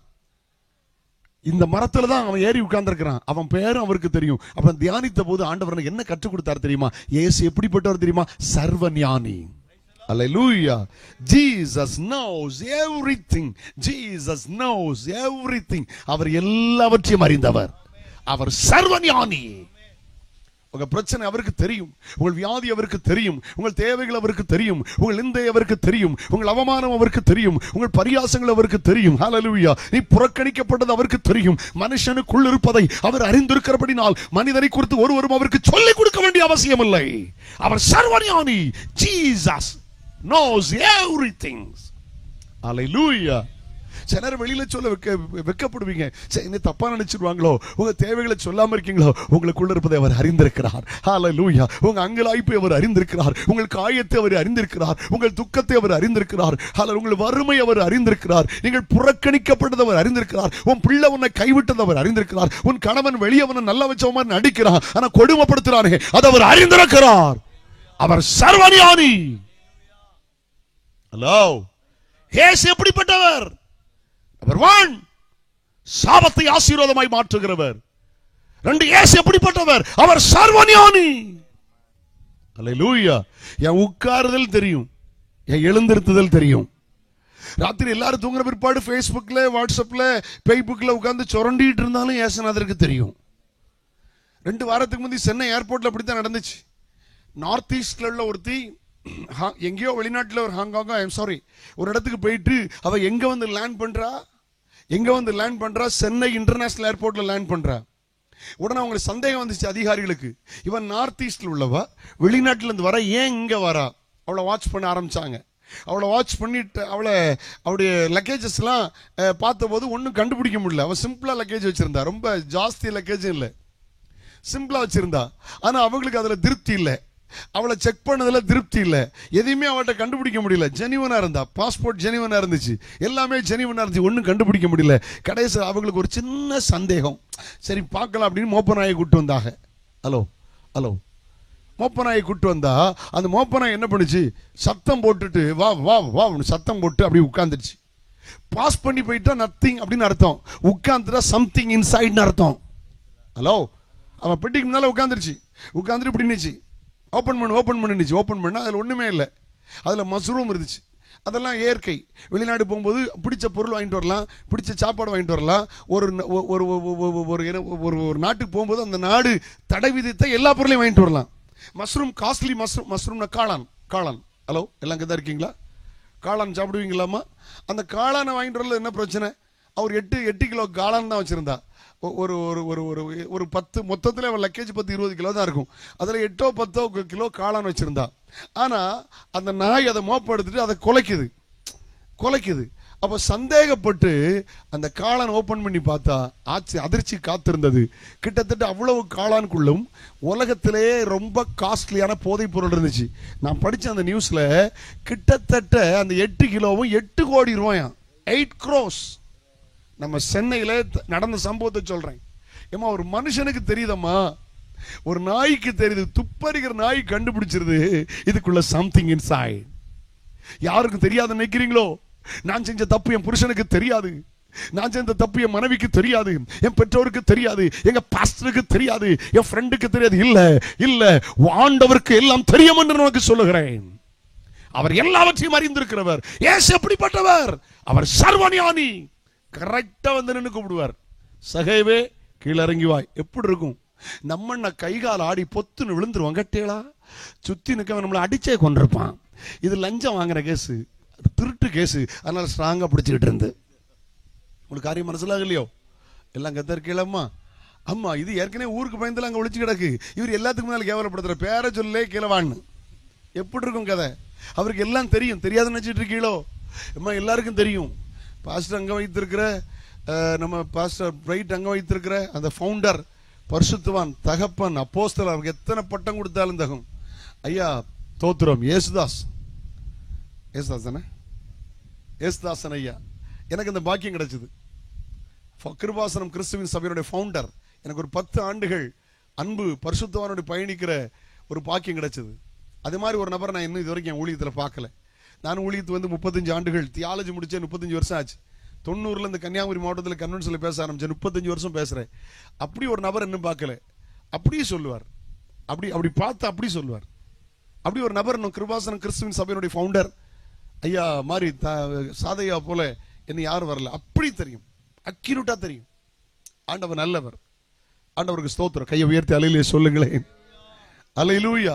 அதுக்கு பெரிய சாட்சி உண்டு. நான் அதை சொல்லி நேரத்தை எடுக்க விரும்பல. நல்ல கவனிக்க முடியும், அன்போடு கேட்க முடியும். எல்லாவற்றையும் அவர் அறிந்திருக்கிறார். கையை உயர்த்தி அலையிலே சொல்லுங்கள். எபேசியர் 3ஆம் அதிகாரம் அதனுடைய 20ஆம் வசனம் வாசிப்பீங்களா? எபேசியர் chapter 3 verse 20. எபேசியர் 3ஆம் அதிகாரம் அதனுடைய எடுத்தவங்க உடனே வாசிங்க. அதனுடைய 20ஆம் வசனத்தை வாசிங்க. எபேசியர் 3:20. நாம் வேண்டிக் கொள்வதற்கும் நினைப்பதற்கும் மிகவும் அதிகமாய், வேண்டிக் கொள்வதற்கும் நினைப்பதற்கும் மிகவும் அதிகமாய் நமக்குள் கிரியை செய்கிற வல்லமையின்படியே, நம்ம நினைப்பதற்கும் வேண்டிக் கொள்ளுக அதிகமாய் நமக்குள் அவர் கிரியை செய்கிறார். எல்லாம் அவருக்கு தெரியும். சொல்லுங்க, எல்லாம் அவருக்கு. எல்லாம் அங்கதான் இருக்கீங்களாமா? தெரியுமா தெரியாத? உங்க தேவைகள் அவருக்கு தெரியும். என் ஆயுசு நாட்டில் மறக்க முடியாத சில சம்பவங்கள் உண்டு. என்னோட தகப்பனார் ஒரு 55 ஆண்டுகள் ஊழியம் செய்தவர்கள். 78 வயசுல இறந்தாங்க. 23 வயசுல ஊழியத்து வந்தாங்க. எங்க அப்பா இறந்து 23 வருஷம் ஆச்சு. இந்த 23 வருஷத்துக்கு முந்தி நான் கன்னியாகுமரி மாவட்டத்தில் ஒரு கன்வென்ஷன்ல பிரசங்கம் பண்ணிட்டு இருக்கேன். எங்க அப்பா 3 மாதங்கள் படுக்கையா இருந்தாங்க. நான் ஒரு வியாழக்கிழமை நான் கிளம்பும் போது அப்பாவை பார்த்து பேசிட்டு வரேன். நல்லா இருக்கீங்களாப்பா, நான் ஊழியத்துக்கு போறேன், சனிக்கிழமை இரவு தான் வருவேன் அப்படின்னு சொல்லிட்டு உங்களுக்கு ஏதாவது வேணுமான்னு கேட்டேன். அப்போ கேட்டாங்க தேன் வேணும்னாங்க. தேன். ஓகே, கன்னியாகுமரி மாவட்டம் போறோம், எங்கேயாவது அக்மார்க் தேன் நல்லா கிடைக்கும். ஒரு ஊர் ஃபேமஸ்ல தேன் கன்னியாகுமரி மாவட்டத்தில் எங்கே போனாலும் கிடைக்கும். களியல் பக்கத்தில் பார்க்கலாம், கொலசேரத்தில் பார்க்கலாம், எங்கேயாவது ஒரு கடையில் தேன் பாட்டில் வாங்கலாம். அது பெரிய விஷயம் இல்லை. நான் இருக்கிறதுல குவாலிட்டியான தேன் வாங்கி வச்சுட்டு சனிக்கிழமை ராத்திரி நான் வீட்டுக்கு வரும்போது 12 மணி எங்கள் அப்பாட்ட கொண்டு போய் தட்டி எழுப்பி, அப்போ அவங்க படுக்கை இருந்த ஆள் அல்லவா, அவங்கள்ட்ட கொடுத்தப்பா நான் தேன் வாங்கிட்டு வந்திருக்கேன் சாப்பிட்டுக்கன்னு அப்படி கையில் கொடுத்து சாப்பிட்டாங்க. சாப்பிட்டுட்டு அவங்க அந்த பழைய ஆட்கள் பார்த்தீங்களா, அவங்க கேஷுவலாக ஒரு வார்த்தை சொன்னாங்க. நான் கோவப்படலை, சிரிச்சிட்டேன். என்ன சொன்னாங்க தெரியுமா? தேன் வாங்கிட்டு வர சொன்னால் இந்த பையன் எங்கேயும் போய் கூப்பனி வாங்கிட்டு வந்துருக்கான், தோறுண்டு போடலன்ட்டாங்க. நான் அப்பாவுக்கு நல்ல கடையில் போய் குவாலிட்டியான தேனும் தலைவருக்கு வாங்கி கொண்டு கொடுத்தா, தேன் வாங்கிட்டு வச்சுன்னா பையன் கூப்பனி வாங்கிட்டு வந்திருக்கான், அங்கே கொண்டு போடலன்ட்டாங்க. எனக்கு ஒன்று என்ன வேணும்ப்பான்னு, எனக்கு பச்சை தேன் வேணும். இனி நான் தான் தேன் எடுக்க போகணும். கேட்டீங்களா? இனி எங்கேயாவது மலையிலையாவது நான் தான் தேன் எடுக்க போகணும். இது நடக்கிறது சனிக்கிழமை ராத்திரி 12 மணிக்கு. உண்மை சம்பவத்தை சொல்றேன். ஆண்டவர் எவ்வளவு நல்லவர் தெரியுமாமா? இயேசு ருசிச்சு பாருங்க, கர்த்தர் நல்லவர் ருசித்து பாருங்கள். அவர் மேல் நம்பிக்கையா இருக்கிற மனுஷன் பாக்கியவான். God is good. Hallelujah. God is good in every time, every situation. எல்லா சூழ்நிலைமைக்கும் இயேசு நல்லவர். கையை உயர்த்தி ஒரு அல்லேலூயா சொல்லுங்களேன். இங்க பாருங்க, நானும் என் நண்பரும் அந்த கன்வென்ஷன்ல பேசுறோம். அண்ணன் அகஸ்டின் ராஜசேகர் அட்ரஸோட சொல்றேன் பாருங்களேன். பாலப்புள்ளம் ஐபிசியில் பேசிக்கிட்டு இருக்கோம் 23 வருஷத்துக்கு முந்தி. அப்போ நான் அண்ணன் சொன்னேன், நீங்கள் பகலில் பேசுங்கண்ணே, நான் சாயங்காலம் வந்துடுறேன். வந்துட்டேன். எனக்கு அண்ணன் ஃபோன் பண்ணுறாங்க, பிரதர் அகஸ்டின் ராஜசேகர் ஃபோன் பண்ணுறாங்க. நான் காட்டாத்துறையில் பாஸ்டர் காலை அவங்களோடு இருக்கிறேன், நீ அங்கே வந்துரு, ஒரு 4 மணிக்கெலாம் வந்துரு, கலையை கவலையில் ஒரு ஆளுக்கு ஜோம் பண்ணணும், ஜோம் பண்ணிவிட்டு நம்ம காரில் 2 பேரும் கன்வென்ஷன் போயிடலாம் அப்படின்னாங்க. ஓகே, நான் லேட் ஆகிட்டு, ஆனால் அவங்ககிட்ட கார் இருந்ததுனால நான் பஸ் பிடிச்சி அங்கே இருந்த ஒரு பஸ்ஸு, நாகூரில் பஸ்ஸு லேட் ஆகிட்டு, 5 மணிக்கு மேலே ஆயிடுச்சு. நான் போகவும் கரெக்டாக காட்டாத்துறை ஜப வீட்டில் அண்ணன் கனத்துக்குரிய பாஸ்டர் காலை அவங்க வீட்டில் இருந்து கிளம்பி பேசி பேசி பேசி கரெக்டாக வாசலில் அம்பாசடர் கார் இருக்கு, எனக்காக வெயிட் பண்ணிட்டு இருக்கு. நான் ரொம்ப லேட் பண்ணிட்டேன். போன உடனே பாஸ்டர் என்னை பார்த்து கேட்டாங்க, என்ன சாமியல் எல்லாம் இருக்கியாப்பா, வீட்டில் எல்லாம் அப்படி இருக்காங்க, எல்லாரையும் விசாரிப்பாங்க, அவங்க ரொம்ப அன்பாக விசாரிப்பாங்க, ஆமாம் உன்னோட விசாரிப்பாங்க, எல்லாம் விசாரிச்சுட்டு சரி சாமியல் டைம் ஆகிட்டு போங்கன்னு சொல்லி ஒரு கவரில் ஒரு சின்ன லவ் ஆஃபரிங் கொடுத்தாங்க. ஒரு பேப்பரில் சுற்றி ஒன்று கொடுத்தாங்க. ஹலோ, பேப்பரில் சுற்றி கொடுத்தாங்க. நான் வாங்கிட்டு காரில் ஏறிட்டேன். காரில் ஏறிட்டு அண்ணன் கார் ஓட்டுறாங்க. நான் பிரித்து பார்த்தா நம்ம ஊரில் இந்த சர்பத் பாட்டில் இருக்கும் பார்த்துருக்கீங்களா, நன்னாரி பாட்டில் பார்த்துருக்கீங்களா? நீங்கள் ஒன்றுமே பார்க்க மாட்டீங்களோ? உங்களை பார்த்தா எனக்கு என்ன ஞாபகம் இருந்துச்சுன்னா, நீங்கள் பிறந்தது அமெரிக்காவில், வளர்ந்தது ஆஸ்திரேலியாவில், நீங்கள் கன்வென்ஷனுக்கு நேரத்தில் லண்டனில் இருந்து வந்தது மாதிரி தெரியுது. கேட்டீங்களா? அட ஆத்துமாக்களே, இப்போ சர்பத் பாட்டில் தெரியுமான்னு கேட்டேன். அதைத்தான் கேட்டேன்னு, வேற ஒன்றும் கேட்கல. கேட்டீங்களா? போட்டு சர்பத் பாட்டில் கொஞ்ச நேரத்துக்கு உள்ள நுரை அடிச்சுட்டு தேன் எப்படி இருந்துச்சு பாருங்க. அழுதுட்டேன். ஒரு பரிசுத்தவான், ஒரு 55 வருஷம் ஊழிஞ்சது ஒரு பரிசுத்தவானுக்கு ஒரு பச்சை தேன் வேணுங்கிறத கூட என்ன ஆண்டவர் அறிஞ்சு வச்சிருந்தாரு. நான் வாங்கி கொடுத்தது 1 கிலோ குவாலிட்டி தேன். அது அவங்களுக்கு பிடிக்கல. அவங்களுக்கு பச்சை அந்த சர்பத் பாட்டில் பார்த்தீங்கன்னா, நான் அதுக்கு பிறகு பாஸ்டர் சபையில் காட்டாத்துறைக்கு எத்தனையோ முறை போயிடுறேன். எனக்கு அதுக்கு பிறகு இன்னும் சர்பத் பாட்டில் இன்னும் கிடைக்கல தெரியுமா? ஒருவேளை அண்ணன் பார்த்துட்டு இருக்காங்களான்னு தெரியல. எனக்கு நான் நேசிக்கிற பரிசுத்தவான், போன வருஷம் கூட அவங்களோட திருச்சபையில் போய் கர்த்தருடைய வார்த்தையில் பிரசங்கித்தேன். நான் நேசிக்கிற தேவ மனுஷன். I thank God. ஆனால் அந்த நாளுக்காக நான் ஆண்டவரை தோத்திரம் பண்ணுறேன். நான் அழுத உடனே அண்ணன் கேட்டாங்க, அகஸ்டின் ராஜசேகர், என்ன சாமியில் அழுறீங்க? இல்லைண்ணே, நேற்று ராத்திரி 12 மணிக்கு எங்கள் அப்பா என்கிட்ட அப்படி சொன்னாங்களே, ஒரு 24 ஹவர்ஸ்க்குள்ளே எங்கள் அப்பாவுடைய விருப்பத்தை பாஸ்டர் காலை பொருளை கொண்டு கர்த்தர் செய்தார். ஒரு சின்ன காரியம்தான். உன் தேவைகள் அவருக்கு தெரியும். மனுஷன் தேவையை நிறைவேற்ற முடியாம போகலாம், மனுஷன் உங்க விருப்பத்தை நிறைவேற்ற முடியாம போகலாம். கர்த்தர் விருப்பத்தை அறிந்திருக்கிறார். உங்கள் விருப்பங்களை அவர் நிறைவேற்ற போகிறார். இயேசு எப்படிப்பட்டவர்? இயேசு எப்படிப்பட்டவரோ? இயேசு எப்படிப்பட்டவர் தெரியுமா? அல்லேலூயா. எல்லாவற்றையும் அறிந்த சர்வ ஞானி. ஆமென். 3வது ஒரு காரியத்தை கேட்கலாமா? 6ஆம் வசனத்தை வாசிங்க. அடுத்த வசனத்தை வாசிங்க. லூக்கா 19:6. அவன் சீக்கிரமாய் இறங்கி சந்தோஷத்தோட அவரை அழைத்து போனான். எப்படி சொல்லுங்க? சந்தோஷத்தோட அவனை அழைத்து கொண்டு போனான். மேல எப்படி ஏறினா? சந்தேகத்தோட. எல்லாரும் சொல்லுங்க. கஷ்டம்தான். இயேசுவின் நாமத்தில் உங்கள் வாய்கள் திறப்பதாக. அல்லேலூயா. மேல எப்படி ஏறினான்னு ஏன் தெரியுமா? எப்படிப்பட்டவரோ எனக்கு தெரியல. ஐ டோன்ட் நோ, எனக்கு தெரியல. அவர் எப்படிப்பட்டவர் எனக்கு ஜட்ஜ் பண்ண தெரியல, எப்படிப்பட்டவர் எனக்கு சிந்திக்க தெரியல.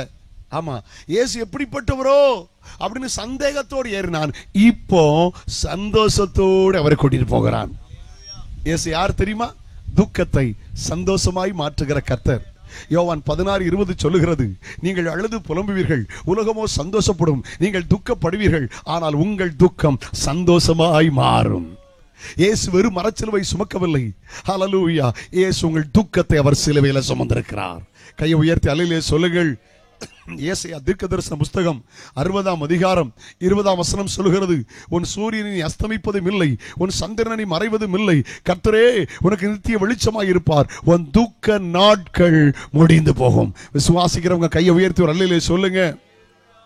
சூரியனை அஸ்தமிப்பதும் இல்லை, ஒரு சந்திரனை மறைவதும் இல்லை, கர்த்தரே உனக்கு நித்திய வெளிச்சமாயிருப்பார், துக்க நாட்கள் முடிந்து போகும். வியாதியினால் உள்ள துக்கமா, புருஷனால் உள்ள துக்கமா, மனைவியால் உள்ள துக்கமா, வியாபாரத்தில் ஏற்பட்ட நஷ்டத்தால் உள்ள துக்கமா, ஏதோ அவமானத்தில் ஏற்பட்ட துக்கமா, எந்த காரியம் உள்ள துக்கப்படுத்திருக்கிறது, எதுவானாலும் சரி, இயேசு எப்படிப்பட்டவர் தெரியுமா? துக்கத்தை சந்தோஷமாய் மாற்றுகிறவர், சந்தேகமாய் வந்தவரை சந்தோஷமாய் போக பண்ணுகிற ஆண்டவர். ஒரு அல்லேலூயா சொல்லுங்க பார்க்கலாம். அல்லேலூயா. கர்த்தர்களை எப்போதும் சந்தோஷமா இருங்க. ஒன்றும் எதுவும் உங்களுக்கு குறிப்பிட்ட பகுதி சந்தோஷம் தரும் நினைக்கிறீங்களா? எதுவும் உங்களுக்கு சந்தோஷம் தர முடியாது. இயேசு ஒரு மெய்யான சந்தோஷத்தை தருகிற ஆண்டவர். கையை உயர்த்தி அல்லேலூயா சொல்லிடலாமா? உலகம் தர முடியாத, உலகம் எடுக்க முடியாத சந்தோஷத்தை தருகிற ஆண்டவர் தான் நம்முடைய கர்த்தர். ஹல்லேலூயா. எரேமியா 31ஆம் அதிகாரம் 13ஆம் வசனம் வீதமாய் சொல்லுகிறது, அல்ல வாலிபரும் கன்னிகைகளும் கூட ஆனந்த களிப்பாய் மகிழ்வார்கள், நான் அவர்கள் துக்கத்தை சந்தோஷமாய் மாற்றி அவர்களை தேற்றி சஞ்சலம் நீங்க அவர்களை சந்தோஷப்படுத்துவேன் என்று கர்த்தர் சொல்லுகிறார். கையை உயர்த்தி ஆண்டவருக்கு மகிமை அல்லேலூயா சொல்லுங்க. ஹல்லேலூயா. வாலிபரும் கன்னிகைகளும் கூட ஆனந்த களிப்பாய் மகிழ்வார்கள், நான் அவர்கள் துக்கத்தை சந்தோஷமாய் மாற்றி அவர்களை தேற்றி அவர்கள் சஞ்சலம் நீங்க சந்தோஷப்படுத்துவேன் என்று கர்த்தர் சொல்லுகிறார். உங்கள் சஞ்சலம் மாறப்போகிறது. வாலிபர்களுக்கு துக்கம், வயோதிபர்களுக்கு துக்கம், பலவிதத்தில் துக்கம், நமக்கு தெரியாது, பலவிதத்தில் துக்கம்.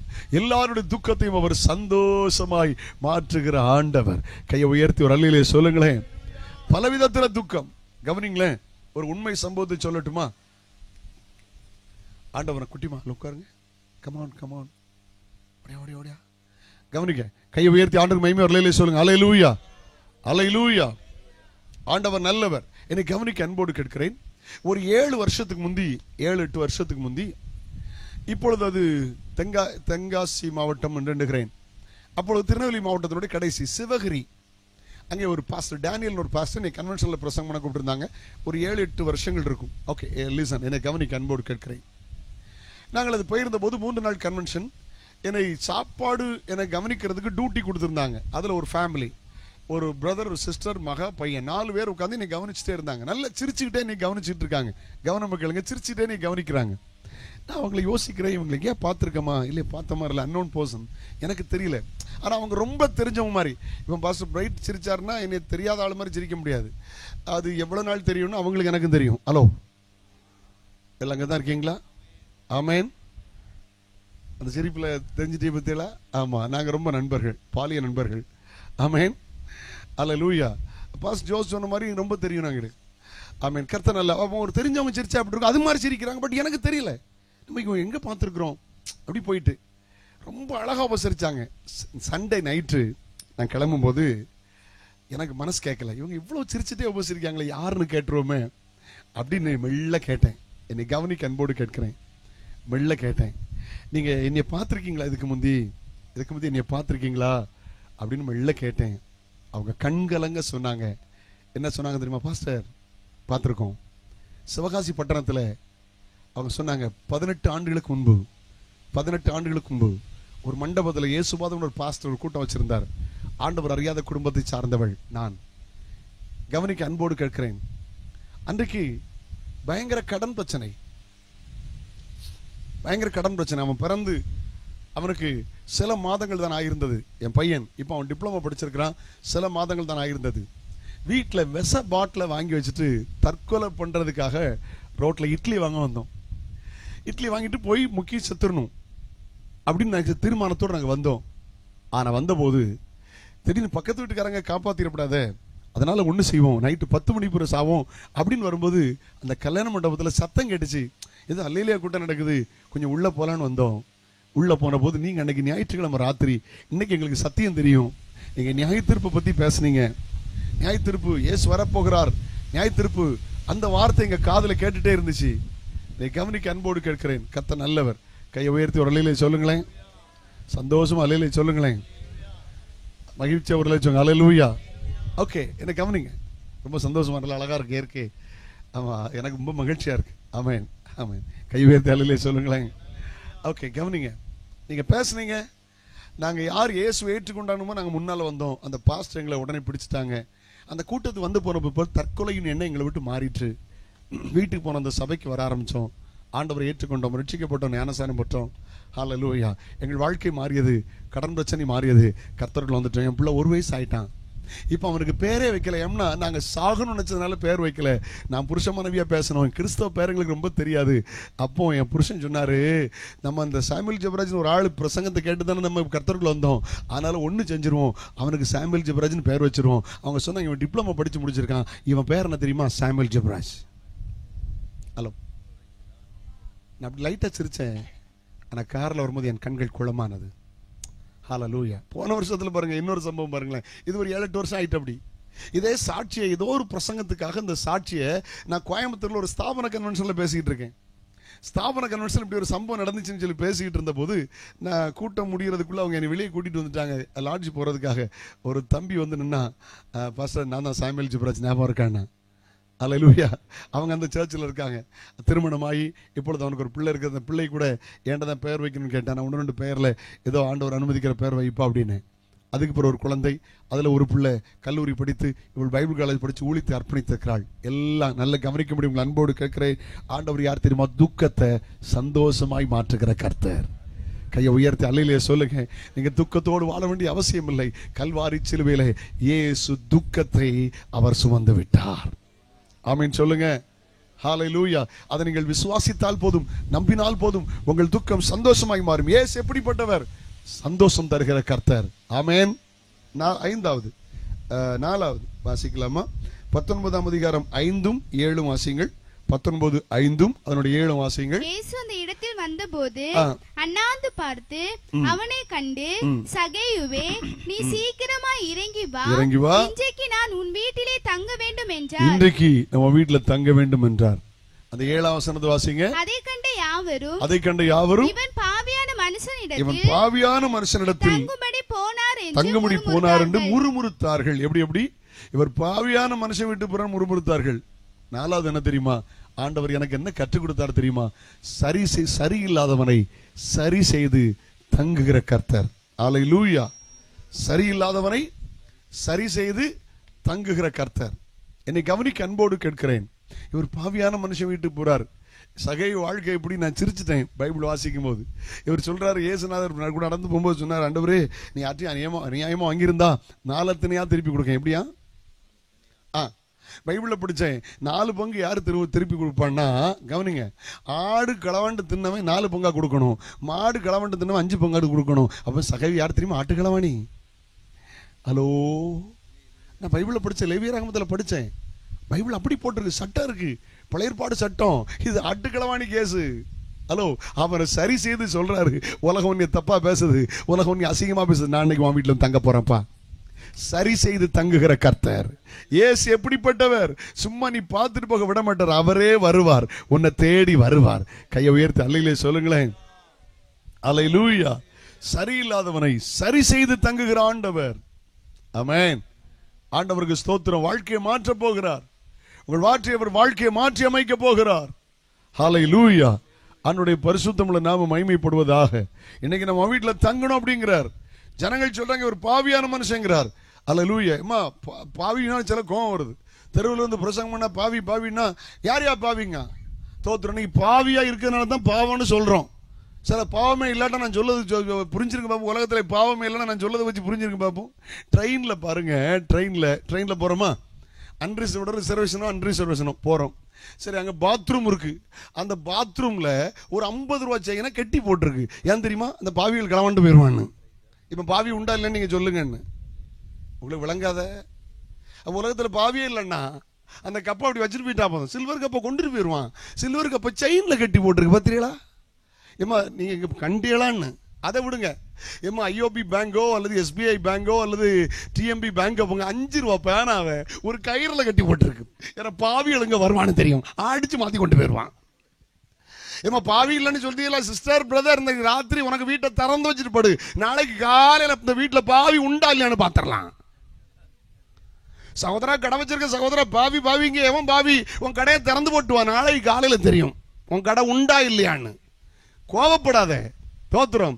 பாவி உண்டு, நான் பாவியா இருந்தேன், இயேசு என் பாவத்தை மன்னித்தார், ஆகினால் அன்றைக்கு பிரசங்கம் பண்ணி கொண்டிருக்கிறோம். நம்மில் பாவம் இல்லை என்பமானால் நம்மை நாமே வஞ்சிக்கிறவர்களாய் இருப்போம், சத்தியம் நமக்குள் இராது. இயேசு ஒரு மதத்தை ஸ்தாபிக்க வரவில்லை, இயேசு ஒரு கூட்டத்தை ஸ்தாபிக்க வரவில்லை, பாவிகளை ரட்சிக்க கிறிஸ்து உலகத்தில் வந்தாருங்கிற வார்த்தை உண்மையும் எல்லா அங்கீகரிப்புக்கும் பாத்திரமானது. ஒருவேளை நான் சொல்லுகிறது வேடிக்கையா இருந்தாலும் நீங்கள் சிந்தித்தீர்களா? எல்லா மனிதனும் பாவம் செய்து ஏகமாய் கெட்டு போனார்கள், நன்மை செய்கிறவன் ஒருவனும் இல்லை, ஒருவனாகிலும் இல்லை. இயேசு வந்தது பாவிகளை ரட்சிக்க வந்தார், சரியில்லாதவனை சரி செய்ய வந்தார். கையை உயர்த்தி அல்லையிலே சொல்லுங்கள். ஒருவேளை நீங்க சொல்லலாம், ஐயோ தெரியாம நான் பழகிட்டேனே, ஐயோ நான் தெரியாம இருந்துட்டேனே, என்னை எப்படியாவது விடுதலையாக்கிடக்கூடாதா? இயேசுவேன்னு சொல்லுங்க, அவர் சரி செய்வார். உலகம் உங்களை வெறுக்கும், அவர் உங்களை நேசிப்பார். உலகம் உங்களை அசிங்கமா பார்க்கும், அவர் உங்களை அற்புதமா பார்ப்பார். ஹல்லேலூயா. உலகம் உங்க வீட்டுக்கு வராது, ஆனா இயேசு உங்களை தேடி உங்க வீட்டுக்கு வருவார். நான் உன் வீட்டுல தங்க போறப்பாங்கிறார். ஹல்லேலூயா. ஆண்டவர் அழகா சொல்றார், இதோ வாசற்படியிலிருந்து கதவை தட்டுகிறேன், ஒருவன் என் சத்தத்தை கேட்டு கதவை திறந்தால் அவனிடத்தில் பிரவேசித்து நான் தங்கி இருப்பேன், அவனோடு கூட போஜனம் பண்ணுவேன், அவன் என்னோடு கூட போஜனம் பண்ணுவான். வீடுனா என்ன? நம்ம தான் வீடு. வீடுனா கட்டடமா வீடு இல்ல, நம்ம தான் வீடு. எபிரேயர் 3:6 நம்பிக்கையினால் உண்டாகும் சந்தோஷத்தையும் மேன்மை பாராட்டுதலையும் உறுதியாய் பற்றி பிடிப்போமானால் ஹல்லேலூயா நாமே அவருடைய வீடாக இருப்போம். எல்லாரும் சொல்லுங்கம்மா, நாமே. சத்தமா சொல்லிருங்களேன், முடிக்கிறேன், சீக்கிரம் முடிக்க போறோம். ஹல்லேலூயா. நாமே அவருடைய, எத்தனை பேர் நோடு இருக்கிறீங்க? ஹல்லேலூயா. நாமே அவருடைய வீடாக இருப்போம். கையை உயர்த்தி ஆண்டவருக்கு மகிமை அவர் அல்லேலே சொல்லுங்கள். நாமே அவருடைய வீடாக இருப்போம். Glory be to God. சந்தோஷமா கையை உயர்த்தி அல்லேலே சொல்லுங்களே. ஹல்லேலூயா. ஆண்டவர் சொன்னார், நரிக்கு குழிகள் உண்டு, ஆகாயத்து பறவைக்கு கூடு உண்டு, மனுஷகுமாரனுக்கு தலை சாய்க்கு இடமில்லை. எனக்கு புரிஞ்சதை நான் சொல்லட்டுமா? நரினா என்ன தெரியுமா? பெரிய பணக்கார கேசுகள், அதை பார்த்தா நரினாரு. ஏரோது பார்த்து சொன்ன நரினாரு. அந்த ராஜாவை பார்த்து சொன்னாரு அந்த நரி. அப்படின்னா ஏரோது ராஜாவுக்கு என்ன இருக்கும்? நரிக்கு குழி இருக்குது. ஆனா எனக்கு இடமில்லை. ஏன் தெரியுமா? உங்களுக்குள்ளும் எனக்குள்ள ஒரு வாசம் பண்ண விரும்புகிறார். மனுஷனிடத்தில் கர்த்தருடைய வாசஸ்தலம் இருக்கிறது.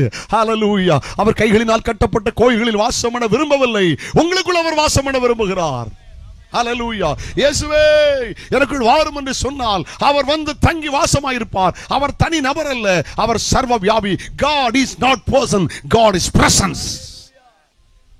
வந்து தங்குகிற ஆண்டவர், சரியில்லாதவனை சரி செய்கிற கர்த்தர். கையை உயர்த்தி ஆண்டவருக்கு மகிமை அல்லேலே சொல்லுங்களேன். ஹல்லேலூயா. ஹல்லேலூயா. Glory be to God. சரி செய்து தங்குகிற ஆண்டவர். எத்தனையோ சாட்சி என் மனக்கண் முன்பாக வருகிறது. நாகர்கோவிலில் கிட்டத்தட்ட நான் இன்னைக்கு அது பதிவு செய்த கரெக்டாக இருக்குன்னு நினைக்கிறேன், 90லேருந்து 97 வரையிலும் நான் நாகர்கோவிலில் ஊழியம் செய்தேன். அந்த நாட்களில் ஒரு பெரிய ரவுடி, ஆமாம் பையங்க இப்பொழுது ஒரு மரித்து விட்டார், தோத்துரு. அந்த நாட்களில் ரட்சிக்கப்பட்டு அந்த சபைக்கு அவர் வந்தார். ஒரு கையில் 2-3 விரல் இருக்காது. இப்போ ரொம்ப வருஷங்கள் ஆச்சு. மரங்குடி பக்கத்தில் உள்ள ஒரு சகோதரன். ஓகே, என்னை கவனிக்க அன்போடு கேட்குறேன். ஒரு முறை ஆட்டோவில் போகும்போது குறிப்பிட்ட ஏரியாவுக்கு நான் அவரை ஊழியத்துக்கு கூட்டிகிட்டு போகிறேன் எங்கேயோ. அப்போ ஆட்டோவில் போய் பஸ் ஸ்டாண்டில் இறங்கணும். அவன் வந்து ஆட்டோக்காரன் பைசா வேண்டான்ட்டான். நான் சொன்னேன், எதுக்கு அப்படின்னு. நான் பைசா வாங்கிட்டு போய் நாமளை கூட்டிட்டு. ஆமாம், நல்ல ஆளை கூப்பிட்டு வந்துட்டு எத்தனை நாள் அடி வாங்கியிருக்கான் தெரியுமா அப்படின்னு போயிட்டான். ஆட்டோ எடுத்துகிட்டு போயிட்டான், பைசா வாங்காம போயிட்டான். நடந்த உண்மை சம்பவம், நடந்த உண்மை சம்பவத்தை நான் சொல்கிறேன்.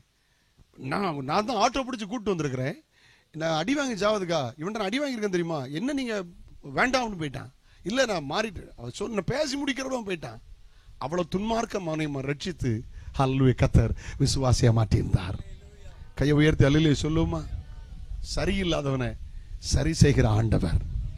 வாழ்க்கையில் எங்கே பிரச்சனை, ஒரு மனிதர்கள் உங்களுக்கு தப்பா என்னலாம், ஆனால் கர்த்தர் உங்களை நேசிக்க விரும்புகிறார். ஓகே, ஒரு 5வது காரியத்தை சொல்லட்டுமா? இது மிக முக்கியமான பகுதி. இந்த ஒன்றை சொல்லி மற்றவங்களை லேசா சொல்றேன். அந்த 19ஆம் அதிகாரம் 9-10 வசனங்களை வாசியுங்கள். இழந்து போனதை தேடவும் ரட்சிக்கவுமே மனுஷகுமாரன் உலகத்தில் வந்திருக்கிறார். அப்படித்தானே? கெட்டு போனதை ரட்சிக்க இயேசு உலகத்தில் வந்தார். அந்த 10ஆம் வசனத்தை வாசிங்க. இழந்து போனதை தேடவும் ரட்சிக்கவும் மனுஷகுமாரன் உலகத்தில் என்றார். ஆமென். சரிந்ததை சந்தித்து ரட்சித்து தம் பிள்ளையாய் மாற்றுகிற கர்த்தர். அதை தியானித்த போது கர்த்தர் கற்றுக் கொடுத்தார். சந்தித்து ரட்சித்து தம்முடைய பிள்ளையாய் மாற்றுகிற கர்த்தர். இயேசு எப்படிப்பட்டவர்?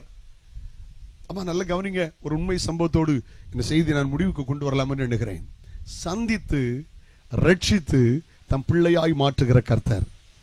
பாருங்க, அவர் எங்கேயோ இருந்தார், சந்திக்க வாய்ப்பே இல்லை. அவர் மரத்துக்குள்ள இருந்தார். ஆனா கர்த்தர் நின்று அவரை சந்தித்து பேர் சொல்லி அழைத்து அவரோடு நடந்து வீட்டுக்கு போய் இன்றைக்கு இந்த வீட்டுக்கு ரட்சிப்பு வந்தது என்று சொல்லுகிறார். ரட்சிக்கிற கர்த்தருங்க. பாருங்க, சில கேட்குறீங்க ரட்சிக்கப்பட்டிருக்கீங்களான்னு கேட்குறாங்க. ரட்சிப்புனா என்ன?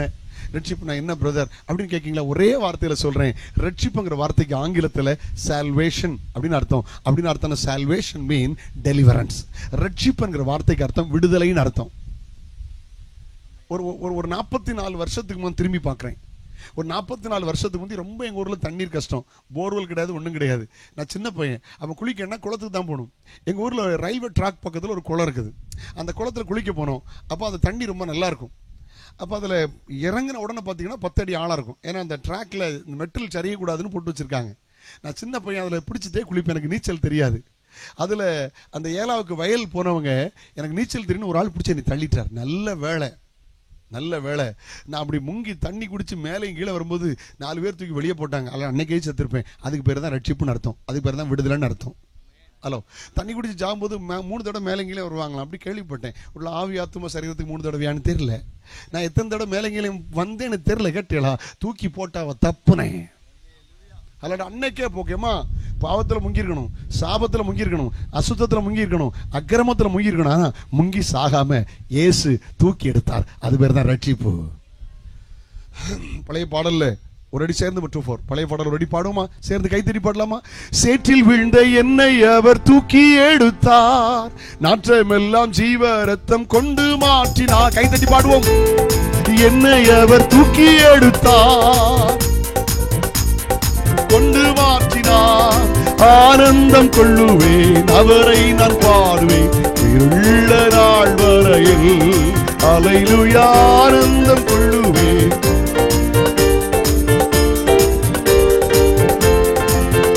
எந்த நாவில் புது பாட்டு எந்த இயேசு தருகிறார்.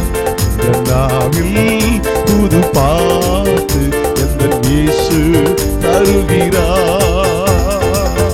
ஹல்லேலூயா. சங்கீதம் 42 தாவீது சொல்லுகிறார், ஹல்லேலூயா, பயங்கரமான குழியிலும் உளையான சேற்றிலும் இருந்து என்னை தூக்கி எடுத்து என் கால்களை கண்மேலை மேல் நிறுத்தி என் அடிகளை உறுதிப்படுத்தி தேவனை துதிக்கிற புது பாட்டை அவரின் வாயிலே தந்தார். அநேகர் அதை கண்டு பயந்து கர்த்தர் நம்புவார்கள். அந்த கண்மலை என்ன தெரியுமா? அல்லது உளையான சேறு, அசிங்கம், நாற்றம், பாவம். அந்த கண்மலை 1 கொரிந்தியர் 10:4 சொல்லுகிறது, எப்படியெனில் அவரோடு கூட சென்ற ஞான கண்மலையின் தண்ணீரை குடித்தார்கள். அந்த கண்மலை கிறிஸ்துவே. அசிங்கத்துக்குள் நாற்றத்துக்குள் கடந்த என்னை ஆண்டவர் தூக்கி கண்மலை ஆகிய கிறிஸ்து மேல் அவரை நிறுத்தி இருக்கிறார். அதுக்கு பேர் தான் ரட்சிப்பு. ஹல்லேலூயா. அதுக்கு பேர் தான் விடுதலை. நிறைய சம்பவங்களை சொல்ல முடியும். உங்க விடுதலைக்காக கடைசியா ஜெபிக்கணும். பாத்தீங்களா? ஆண்டவர் நல்லவர். கையை உயர்த்தி அல்லேலூயா சொல்லுங்களேன். ரட்சிக்கப்பட்டவங்க என்ன செய்யணும்? ரட்சிப்புனா என்ன அப்படிங்கறத சொல்லிட்டேன். விடுதலை தேவைப்பட்ட ஒரு சம்பவம் கூட நான் உங்களுக்கு சொல்றேன். ரட்சிக்கப்பட்டவங்க என்ன செய்யணும்? நான் ஒரு சம்பவத்தை சொல்றேன். ஒரு நல்ல ராஜா இருந்தார். அவங்க அப்பா இறந்துட்டார். மகன் வந்த போது அவனுக்கு ஒரு ஆசை தெரியுமா? ஒரு நல்லாட்சி புரியணும். என் நாட்டில் யாரும் தரித்திரத்தில் இருக்கக்கூடாது, என் நாட்டில் யாரும் பிச்சை எடுக்கக்கூடாது, என் நாட்டில் யாரும் வறுமையில் இருக்கக்கூடாது. அப்போ ஒன்று செய்யணும், எல்லாருக்கும் உதவி செய்யணும். எல்லாத்தையும் தண்டரா போட்டிருந்தான். ஒருத்தன் பிச்சை எடுக்கக்கூடாது, ஒருத்தன் நகத்தை வளர்த்துட்டு முடி வளர்த்துட்டு தாடி வளர்த்துட்டு ஒரு பையன் ரோட்டில் போகக்கூடாது. எல்லாரும் என்ன மாதிரி இருக்கணும். ஹலோ.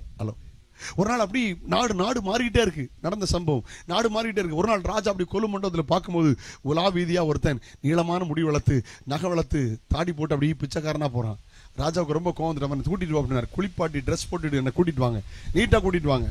அவனை பார்த்து சொன்னாருப்பா, நான் தயாள பிரபு, உனக்கு எப்போ சாப்பாடு வேணுமா வா, உனக்கு என்ன பிரச்சனை, வீடு இல்லையா, கட்டி தருவாங்க. ஹலோ, உனக்கு சாப்பாடு வேணுமா தருவாங்க, இடம் வேணுமா, விவசாயம் பண்றியா, பிச்சைக்காரனா இருக்கக்கூடாது. ஒரே நாள்ல அவன் வாழ்க்கை மாறிட்டு. நான் கேட்கிறேன், இவன் அந்த ராஜாவுக்கு பரிகாரமா ஏதாவது ஒண்ணு செய்ய முடியுமா? ஆமால இல்லைன்னு பதில் சொல்லுங்க. அம்மா சொல்லுங்க, பதில் சொல்லுங்க. ராஜாவுக்கும் ஏதாவது பதில் சொல்ல முடியுமா? முடியாது. தோத்துறோம். முடியுங்கிற 2 காரியம் செய்ய முடியும். ஒன்னு என்ன தெரியுமா? ஆயுஸ் முழுதும் வாழ்க்கையை மாற்ற ராஜாவுக்கு நன்றி சொல்லி நன்றியா வாழலாம். நம்பர் 1. நம்பர் 2, இவனை மாதிரி பிச்சைக்காரன், அங்க பிச்சை எடுத்தவன், இங்க பிச்சை எடுத்தவன், கோட்டாரில் பிச்சை எடுத்தவன், அங்க கோயில், அங்க திருவிழா நடக்கும், அங்க பிச்சை. மக்கா லே கட்டியா லை மக்கா, என் வாழ்க்கை மாறிச்சு. நாங்க பாத்தியா, நான் மத்தவன் நாங்க கட்டியா வாரியா, நம்ம ராஜா பெரியவர் சொல்லிட்டு கூட்டு வரலாம்ல. செய்ய முடியாதுன்னா சொன்னியே, எல்லாம் அங்கதான் இருக்கலான்னு. ஏமா நான் அன்னைக்கே செத்துருப்பேன், ஏசனை குணமாக்கினார். ஐயோ நான் குடிகார பயலா இருந்தேன், ஏசன் வாழ்க்கையை மாற்றினார் சொல்லி ராஜாதி ராஜாட்ட கூட்டு வர முடியுமா? முடியாதா? அதை நீங்க தான் செய்யணும். எது பாடல், எது ஆராதனை, என்னை மாற்று இயேசுவுக்கு நான் துதிப்பது, அதுதான் நன்றி பலி. அதுதான் அந்த கிராமத்து கூட்டம். பாஸ்டர் ஜோஸ் ஒரு பெரிய ஊழியத்தை செய்கிறாங்க. முழு உலகத்திலும் இந்த ஹோலிலாண்ட் ஊழியம் எல்லாரும் விரும்பி இன்னைக்கு பார்க்குறாங்க. பெரிய ஊழிய இந்த கிராமத்தில் அழகா ஒரு கூட்டத்தை ஆர்கனைஸ் பண்ணியிருக்காங்க. தெரியுமா? அந்த ராஜாட்ட நீங்க வரணும். Jesus is not king, Jesus is a king of kings and Lord of Lord. அவர் ராஜா இல்ல, ராஜாதி ராஜா. என் வாழ்க்கை மாற்றினாரே, எனக்கு ஒரு அற்புதம் செய்தாரு. மக்கா நீ வாரியா, உன் வாழ்க்கை மாறும். கண்டிப்பா சொல்லுங்க. நீங்க ஊழியம் செய்யணும். இந்த வருஷத்துல உங்களுக்கு ஆத்தும பாரத்தை கர்த்தர் தருகிறார். கையை உயர்த்தி ஒரு அல்லேலூயா சொல்லுங்கள் பார்க்கலாம். வாழ்க்கை மாறும். கையை உயர்த்தி அல்லேலூயா சொல்லுங்களேன். ஒரே ஒரு உண்மை சம்பவத்தை சொல்லி நான் இந்த குறிப்பில் இருந்து வெளியே வர விரும்புறேன். ரட்சிப்புனா என்னங்கிறத உயிரிழத்தில் பதிக்க விரும்புறேன். ஏமா வெளிநாட்டில் வித்தியாசமான சம்பவங்கள்லாம் நடைபெறும். யூரோப் கண்ட்ரீஸில், ஐரோப்பா நாடுகளில் பாருங்க, கப்பல், ஆடம்பர கப்பல் இருக்கும். அதில் பணிபுரிந்த ஒரு டைம் எங்கள் சபைக்கு வந்த தம்பி சொன்னா, பாஸ்டர் அந்த கப்பலில் நான் வேலை செய்தேன், 25 மாடினா எனக்கு ஒரு ரூம் தான் கண்டுபிடிக்கிறது சாயங்காலம் ஆச்சுன்னா. அவ்வளோ பெரிய கப்பல். நான் கூட ஒரு போன வருஷம் நான் இங்கே ஊழித்து போயிருந்தேன். எங்கள் தீவு, அந்தமான் தீவுக்கு போயிருந்த போது அங்கேருந்து ஒரு இரவு ஹட்பைங்கிற லிட்டில் அந்தமான்கிற தீவுக்கு ஒரு ராத்திரி ஃபுல்லாக பயணமானேன். அதுவே 4 மாடி 5 மாடி கப்பல். ஆமாம், வித்தியாசமாக இருந்துச்சு. எனக்கே ஆச்சரியமாக இருந்துச்சு. அந்த கப்பலில், ஆடம்பர கப்பல், 10 நாள் பயணம். ஆயிரக்கணக்கான மக்கள் பயணிக்கிறார்கள். ஒரு நாள் மாலை நேரத்தில் எல்லாரும் மேல்தட்டில் வருவாங்க. எல்லாரும் வருவாங்க, வந்து பார்க்கலாம். எல்லாரும் மேல்தட்டுக்கு வரலாம், பார்க்கலாம். அது உரிமை. ரொம்ப அழகாக இருக்கும். அவ கடல் அழகை பார்த்துக்கிட்டு இருக்கிறார்கள். சிலர் குடும்பமாக உட்காந்து பேசிக்கிட்டு இருக்காங்க, சிலர் விளையாடிட்டு இருக்காங்க. அதுல 20 வயசு ஒரு அழகான பிள்ளை, பியூட்டிஃபுல் கேர்ள். 45 வயசு நிரம்பிய ஒரு அருவருப்பான காயங்கள் உள்ள அசிங்கமான நபர். 2 பேரும் தோள்ல கை போட்டு ஜாலியா பேசிக்கிட்டு இருக்காங்க. எப்படி இருந்திருக்கும் இன்னைக்கு? எல்லாரும் அங்கதான் பார்க்காங்க. அப்பனும் அவளுமா, மாமனாரும் மருமகளுமா, ஹலோ லவ்வஸா, இல்லை புருஷனும் மண்டாட்டியுமா, எல்லாரும் இப்படி ஆன்னு பார்த்துக்கிட்டு இருக்கும்போது இவ தற்சமே திரும்பினான். தற்சமே திரும்பி பார்த்தா எல்லாரும் சந்தேகமா பார்க்குது. அவளுக்கு மனசிலாச்சு. உடனே நான் ஒண்ணுமே சொல்லல. ஒரு டீம்ல பழகி இருந்தா, 10 நாள் டூர் பார்த்தீங்களா, பழகி இருந்தா. அவன் சொன்னா அதுல ஒரு சாப்பல் உண்டு, அது ஒரு கத்தோலிக்க நாடு, அது சாப்பல், அந்த ஒரு சாப்பலியன் அங்கே உண்டு. எல்லா நாளும் காலையில சாப்பல் நடத்துவாங்க. இது உண்மை. ஏன்னா சபை சார்ந்த அந்த தம்பி அன்னைக்கு இப்படி சொல்லியிருந்தாங்க. நான் பணிபுரிகிறேன் பாஸ்டர், அங்கே சாப்பல் உண்டுன்னு சொல்லியிருந்தான். இவன் சொன்னா, நீங்க என்ன தப்பா பார்த்துட்டீங்க, என் லைஃப்ல ஒரு சர்ப்ரைஸ் இருக்கு. நீங்க நாளைக்கு மார்னிங் வந்தீங்க, நான் சாப்பல் முடிஞ்ச உடனே I share my testimony, good night bye bye, போயிட்டா. என் வாழ்க்கையில் ஒரு சர்ப்ரைஸ் என்ன சொல்லலாம், ஒரு ஆச்சரியமான ஒரு ரகசியம் இருக்குது. நாளை காலையில் சாப்பல்னு சொல்றேன், போயிட்டா. எல்லாரும் சாப்பிட்டுட்டு தண்ணி அடிச்சுட்டு அப்படி கப்பலில் தூங்கி நடக்கிறதுகள் காலையில் கொஞ்சம் பேர் தான் சாப்பலுக்கு வருமா. ஆனால் அன்னைக்கு இந்த 20 வயசு பிள்ளை, இந்த கிழமையார், இந்த பிள்ளையார் இதை அறிஞ்சே ஆகணும்னு சொல்லி சாப்பல் நிறையா கூட்டம். இவன் எழும்பி சொன்னா, நான் ஒரு பெரிய பணக்கார குடும்பத்தில் உள்ள பிள்ளை. நான் எங்கள் வீடு இந்த சிட்டியில், இந்த இடத்துல இருக்குது. ரொம்ப அழகான இடம், கார்டன் சிட்டி. அதில் எப்பவுமே எங்கள் வீட்டை பார்த்து ரசிக்கலாம். ஒரு மாலை பொழுதுல நான் பார்த்து கொண்டிருந்த போது அந்த தெருவழியாய் நீளமான முடி வளர்த்து, நீளமான நகம் வளர்த்து, கிழிஞ்ச ட்ரெஸ் போட்டு ஒரு மனுஷன் போயிட்டு இருந்தான். சின்ன பிள்ளைகள் அவனை கள்ளத்துக்கு, பெக்கர் பிச்சைக்காரன் கள்ளத்துக்கு எழுப்பினா. அவன் கோவப்படவே இல்லை, அவன் கேஷுவலாக போனான். நான் எங்கள் அம்மா கூட, மம்மி அம்மா வாங்க வெளியே பாருங்க, ஒரு பிச்சைக்காரன் போகிறேன். எங்கள் அம்மா பார்த்துட்டு டக்குன்னு, நான் 20 வயசு வரை எங்கள் அம்மாட்ட அடி வாங்கினது இல்லை, கன்னத்தில் பளீர்னு ஒரு அற விட்டாங்க. நான் சொன்னேன், வாட், ஏன் இப்படி அடிச்சிங்க? நான் பெக்கர் தானே சொன்னேன். அடுத்த அடி இங்கே விழுந்துச்சு. விழுந்ததோடு சரி, எங்கள் அம்மா ஒரு இடத்துல உட்காந்து ஏங்கி அழ ஆரம்பிச்சாங்க. எனக்குள் குழப்பம். அடிப்பட்டது நான் அழுதுருக்கணும், அடிச்ச எங்கள் அம்மா அழுதுகிட்டு இருக்கு. எனக்கு இது ஒரு குழப்பமாக இருந்துச்சு. எங்கள் அம்மா அழுது முடிச்சு முகத்தெல்லாம் கழுவுன பிற்பாடு நான் ஓடி போய் எங்கள் அம்மாவை கட்டி பிடிச்சேன். மம்மி சாரி, நான் உங்களை ஹர்ட் பண்ணிட்டேன். அந்த மனுஷன் யாருக்கு எனக்கு சொல்லணும், ஏதோ ஒரு விஷயம் இருக்குது. அம்மா சொன்னா, என் கை குழந்தையா இருந்தபோது உனக்கு விவரம் தெரிகிற வரையிலும் நம்ம ஒரு ஏழை குடும்பத்தை சார்ந்தவன். தகப்பன் ஒரு கடினமாய் முன்னேறி வந்தாங்க. நம்ம பாரம்பரிய பணக்காரர்கள் அல்ல, இந்த கிராமத்தில் ஒரு புறம்போக்கில் வாழ்ந்தோம். இன்னைக்கு நீ பிள்ளை வசதியா இருக்கிற உன் தகப்பனாருடைய கடின உழைப்பில் வந்துட்டோம். நீ 3 மாத குழந்தையாய் தொட்டில் படுக்கும்போது நம்ம வீட்டில் கரண்ட் கிடையாது, ஓலை குட்டாய். நான் தண்ணி எடுக்க வெளியே போயிருந்தேன் ஒரு காலை பொழுது. அந்த ஏரியாவை தீப்பிடிச்சு எரிஞ்சிச்சு, காப்பாற்ற முடியலை. எல்லாரும் வெளியே ஓடி வந்துட்டாங்க. நான் கத்துனேன், ஐயோ என் மகா, என்னுடைய மகா, எங்கள் மகான்னு கத்துனேன். அந்த நேரத்தில் 25 வருஷம் கழிச்சு பிறந்திருந்தான் அவன். 20 வயசுக்கு 20 வருஷம் கழிச்சு அவங்க அப்பா அம்மா பிறந்தான். கோடிக்கு அதிபதி வீட்டில் உள்ள பையன், அவ்வளோ அழகா இருப்பான். அவனுக்கு அப்போ 25 வயது. இந்த என் சத்தத்தை கேட்டு வீட்டுக்குள்ள நுழைந்து ஒரு பெரிய கம்பளியில் அவனை சுற்றி வெளியே கொண்டு வந்தான். ஒரு ரோமம் கூட கருகலை. ஆனால் அவனுடைய முழு சரீரமும் தீ காயங்களாய் மாறிற்று. அவன் தகப்பன் பெரிய பணக்காரன், தண்ணியா பணத்தை செலவழிச்சு அவனை காப்பாத்திட்டான். அப்பா அம்மா இறந்துட்டாங்க. இன்னைக்கு அவன் கோடிக்கு அதிபதி. அவனை நேசிக்க யாரும் இல்லை, கூட பிறந்த சகோதர சகோதரிகள் அப்பா அம்மா இல்லை. ஆகையினால் அவன் வாழ்க்கை இழந்து போகிறான். நீ அழகா இருக்க காரணம் என்ன தெரியுமா? அந்த காயம், அந்த மனிதன். அம்மா, நீங்கள் அன்னைக்கு அழகா இருக்க காரணம் என்ன தெரியுமா? கல்வாரி சிலுவையில் இயேசுப்பட்ட காயங்கள். நம்முடைய கைகள் செய்த பாவத்திற்காக இயேசுவின் கைகளில் காயம். நம்முடைய கால்கள் செய்த பாவத்திற்காக இயேசுவின் கால்களில் காயம். நம்முடைய சரீரம் செய்த பாவத்திற்காக இயேசு விலாவிலே குத்தப்பட்டார். மெய், வாய், கண், மூக்கு, செவி செய்த பாவத்திற்காக இயேசு முட்கிடம் சுட்டப்பட்டார். ஹல்லேலூயா.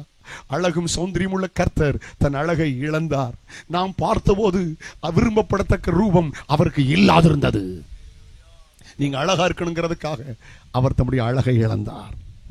ஹல்லேலூயா, ஹல்லேலூயா.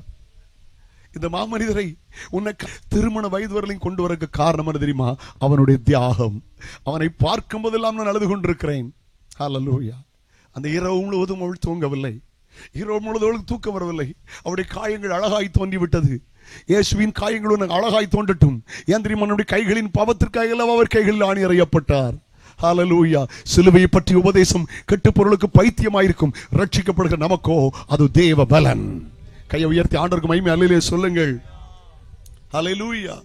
ரொம்ப லேட்டா காலையில் எழும்புனா, ரொம்ப லேட்டா முகம் அழுது அழுது வீங்கி இருந்துச்சு. காலையில முகத்தை கழுவிட்டு அவங்க அம்மாட்ட வந்த கட்டி பிடிச்சி முத்தமிட்டாள். அவங்க அம்மாட்ட கட்டி பிடிச்சி முத்தமிட்டு சொன்ன, mummy hallelujah, mummy hallelujah, praise the Lord, நான் ஒரு முடிவு எடுத்திருக்கிறேன், எனக்கு மேரேஜ் பண்ணி வைப்பீங்களா? எஸ், நாங்கள் மேரேஜ் பண்ணி வைக்க போறோம். அவ சொன்ன, எனக்கு திருமணம்னு உண்டானா நான் இனி வேற யாரையும் சம்மதிக்க மாட்டேன். அவனுக்கு கல்யாணம். அவன் அதிர்ந்துட்டாங்க. ஐயோ, நம்ம வசதி உள்ளவங்க எல்லாம் கோடிக்கணக்காக சுத்தம். எஸ், என்ன காப்பாற்றின ஒருவன் இருக்கான்னா என் எஞ்சிய வாழ்க்கை இனி அவனுக்காக தான். ஹல்லேலூயா. நான் அவனை சந்தோஷப்படுத்த விரும்புறேன், நான் அவனை திருப்திப்படுத்த விரும்புறேன், அவனுக்கு பணிவிட செய்ய விரும்புறேன். என்னை விட அவன் எத்தனை வயசா இருந்தாலும் பரவாயில்ல, நான் அவனை தான் திருமணம் பண்ண போறேன். முடிய வெட்டினா, நகத்தை வெட்டினா, நல்ல ட்ரெஸ் போட்டான், பேசி முடிக்கப்பட்டது. ஆனா காயங்கள் மாறல, காயங்கள் மாறல. அப்படி திருமணம் முடிச்சுட்டு அந்த 10 நாள் ஹனிமூன் டூர்ல தான் இந்த சம்பவம் நடந்தது. மேடைக்கு கூப்பிட்டா, வெளிநாட்டு கலாச்சாரம், மேடைக்கு கூப்பிட்டு கட்டி அணைத்து சொன்னார், இந்த காயங்கள் என் அழகு, என் அழகுக்காக தான் இத்தனை காயங்கள், இவனுடைய கணவன் என்று சொன்னாள். இயேசு மணவாளன், நான் மணவாட்டி. ரட்சிப்பு என்ன தெரியுமாம்மா? 2 பாட்டு பாடிட்டு போறதில்ல. உங்கள் ஆயுசு நாட்கள் முடிவு வரை இயேசுவின் வருகை வரலும் அந்த மணவாளனாக இயேசு கிறிஸ்துவுக்கு மணவாட்டியாய் வாழ்கிற ஒரு உண்மையான வாழ்க்கை, அதுதான் ரட்சிப்பின் வாழ்க்கை. ஹல்லேலூயா. இயேசு என்ன கொடுத்தார் தெரியுமா? ஹல்லேலூயா. இன்றைக்கு இந்த வீட்டுக்கு ரட்சிப்பு வந்ததே. ஹல்லேலூயா. அம்மா, உலகம் தரவே முடியாதம்மா. இவ்வளவு பெரிதான ரட்சிப்பு குறித்து கவலையிட்டு இருந்தால் எப்படி தண்டனைக்கு தப்பித்துக் கொள்வீர்கள்? இயேசு எப்படிப்பட்டவரோ? ஹல்லேலூயா. சந்தித்து ரட்சித்து தம்முடைய பிள்ளையாய் மாற்றுகிற ஆண்டவர். ஹல்லேலூயா. அந்த 19 மறுபடியும் வாசிங்க. இழந்து போனதை தேடவும் ரட்சிக்க வந்தார். 6வது, சரிந்ததை திரும்ப தருகிற ஆண்டவர். இழந்து போனதை திரும்ப தருகிறவர். எதை இழந்துட்டீங்க? சந்தோஷத்தை இழந்தீங்களா? சமாதானத்தை இழந்தீங்களா? பொருளாதாரத்தை இழந்தீங்களா? எதை இழந்தீர்கள்? இழந்து போன எல்லாவற்றையும் திரும்ப இயேசு உங்களுக்கு தரப்போகிறார். கடைசி ஒரு வார்த்தை வாசிக்கலாம். அந்த 19:9 வாசிக்கிறோம். இன்றைக்கு இந்த வீட்டுக்கு என்ன வந்தது? ரட்சிப்பு வந்தது. சொல்லுங்க, இன்னைக்கு இந்த வீட்டுக்கு என்ன வந்தது? ரட்சிப்பு வந்தது. அப்படின்னு அர்த்தம் என்ன தெரியுமா? சார்ந்த குடும்பத்தை ஹல்லேலூயா ரட்சிக்கும் தேவன், சாபத்தை ஆசீர்வாதமாய் மாற்றுகிற கர்த்தர், அவர் சர்வ ஞானி, அவர் சந்தோஷம் தருகிற கர்த்தர், அவர் சரியில்லாதவனை சரி செய்து வீட்டில் தங்குகிற கர்த்தர், சந்தித்து ரட்சித்து தம்முடைய பிள்ளையாய் மாற்றுகிற கர்த்தர், சரிந்ததை திரும்ப தருகிற கர்த்தர், சார்ந்த குடும்பத்தை ரட்சிக்கிற கர்த்தர். ஒரு கேள்வி, இயேசு எப்படிப்பட்டவரோ? கண்களை மூடுவோமா, எளிமையா இருப்போமா? இந்த ராத்திரி கர்த்தரோடு பேசியிருக்கிறார். Thank you Lord. அல்லேலூயா. ஆண்டவரே உமக்கு நன்றி அப்பா. நான் நாகர்கோயிலில் நுழையும் போது ஆண்டவர்கிட்ட கேட்டு வந்தேன், ஆண்டவரே கண்டிப்பா எனக்கு தெரியும் ஓப்பன் மீட்டிங் தான், ஒரு 10 மணி வரை அனுமதித்தாங்கப்பா. மழை வேண்டான்னு ஒரு நாள் நான் ஜெபம் பண்ண மாட்டேன், உங்களுக்கு தேவை தெரியும். அன்று அழகாக இயற்கைகளை மாற்றினார், நல்ல காற்றோட்டம், ஒரு அழகான சுவிசேஷ பிரசங்கத்தை கேட்டிருக்கிறோம். ஹல்லேலூயா ஜீசஸ், ஹல்லேலூயா. வருவாய் தருணம் இதே ஜீசஸ், ஹல்லேலூயா. எல்லாரும் எழுப்பி நிற்போமா? ஒரு பழைய பாடல், ஒரு அடியை கைத்தட்டி பாட போகிறோம். ஜீசஸ், ஹல்லேலூயா.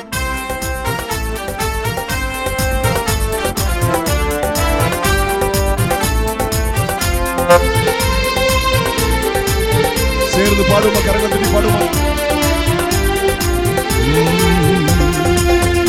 வருவாய் தருணம் இதுவே, அழைக்கிறாரே நல்ல ஆண்டவரே சுவண்டே. வருவாய் தருணம் இதுவே, அழைக்கிறாரே நல்ல ஆண்டவர். வாழ்நாளை எல்லாம் வீணாளா வருத்தத்தோடு கழிப்பதுயே. வாழ்நாளை எல்லாம் வீணாளா வருத்தத்தோடு கழிப்பதுயே. வந்தவர் பாதம் சரணடைந்தார், வாழ்வித்து உன்னை சேர்த்துக் கொள்வார். வருவாய் தருணம் இதுவே, அழைக்கிறாரே நல்ல ஆண்டவரே சுவண்டே. வருவாய் கீராரே நல்ல ஆண்டவரே சுவண்டே. கட்டின வீடும் நீலம் பொருளோ, கண்டிடு முற்றாருறவினரோ. கட்டின வீடும் நீலம் பொருளும், கண்டிடு முற்றாருறவினரோ. குடுவிட்டே உன் ஆவி போனா, கூட உன்னோடு வருவதில்லை. வருவாய் தருணம் இதுவே, அழைக்கிறாரே நல்ல ஆண்டவரே சுவண்டே. வருவாய் தருணம் இதுவே. ஓ சத்திய வாக்கை நம்பியவா, நித்திய ஜீவன் உனக்களிப்பா. சத்திய வாக்கை நம்பியவா, நித்திய ஜீவன் உனக்களிப்பா. உன் பேரை ஜீவ புஸ்தகத்தில் உண்மையாயின்றே எழுதிடுவார். வருவார் தருணம் இதுவே, அழைக்கிறாரே நல்ல ஆண்டவரே சுவண்டே. வருவாய்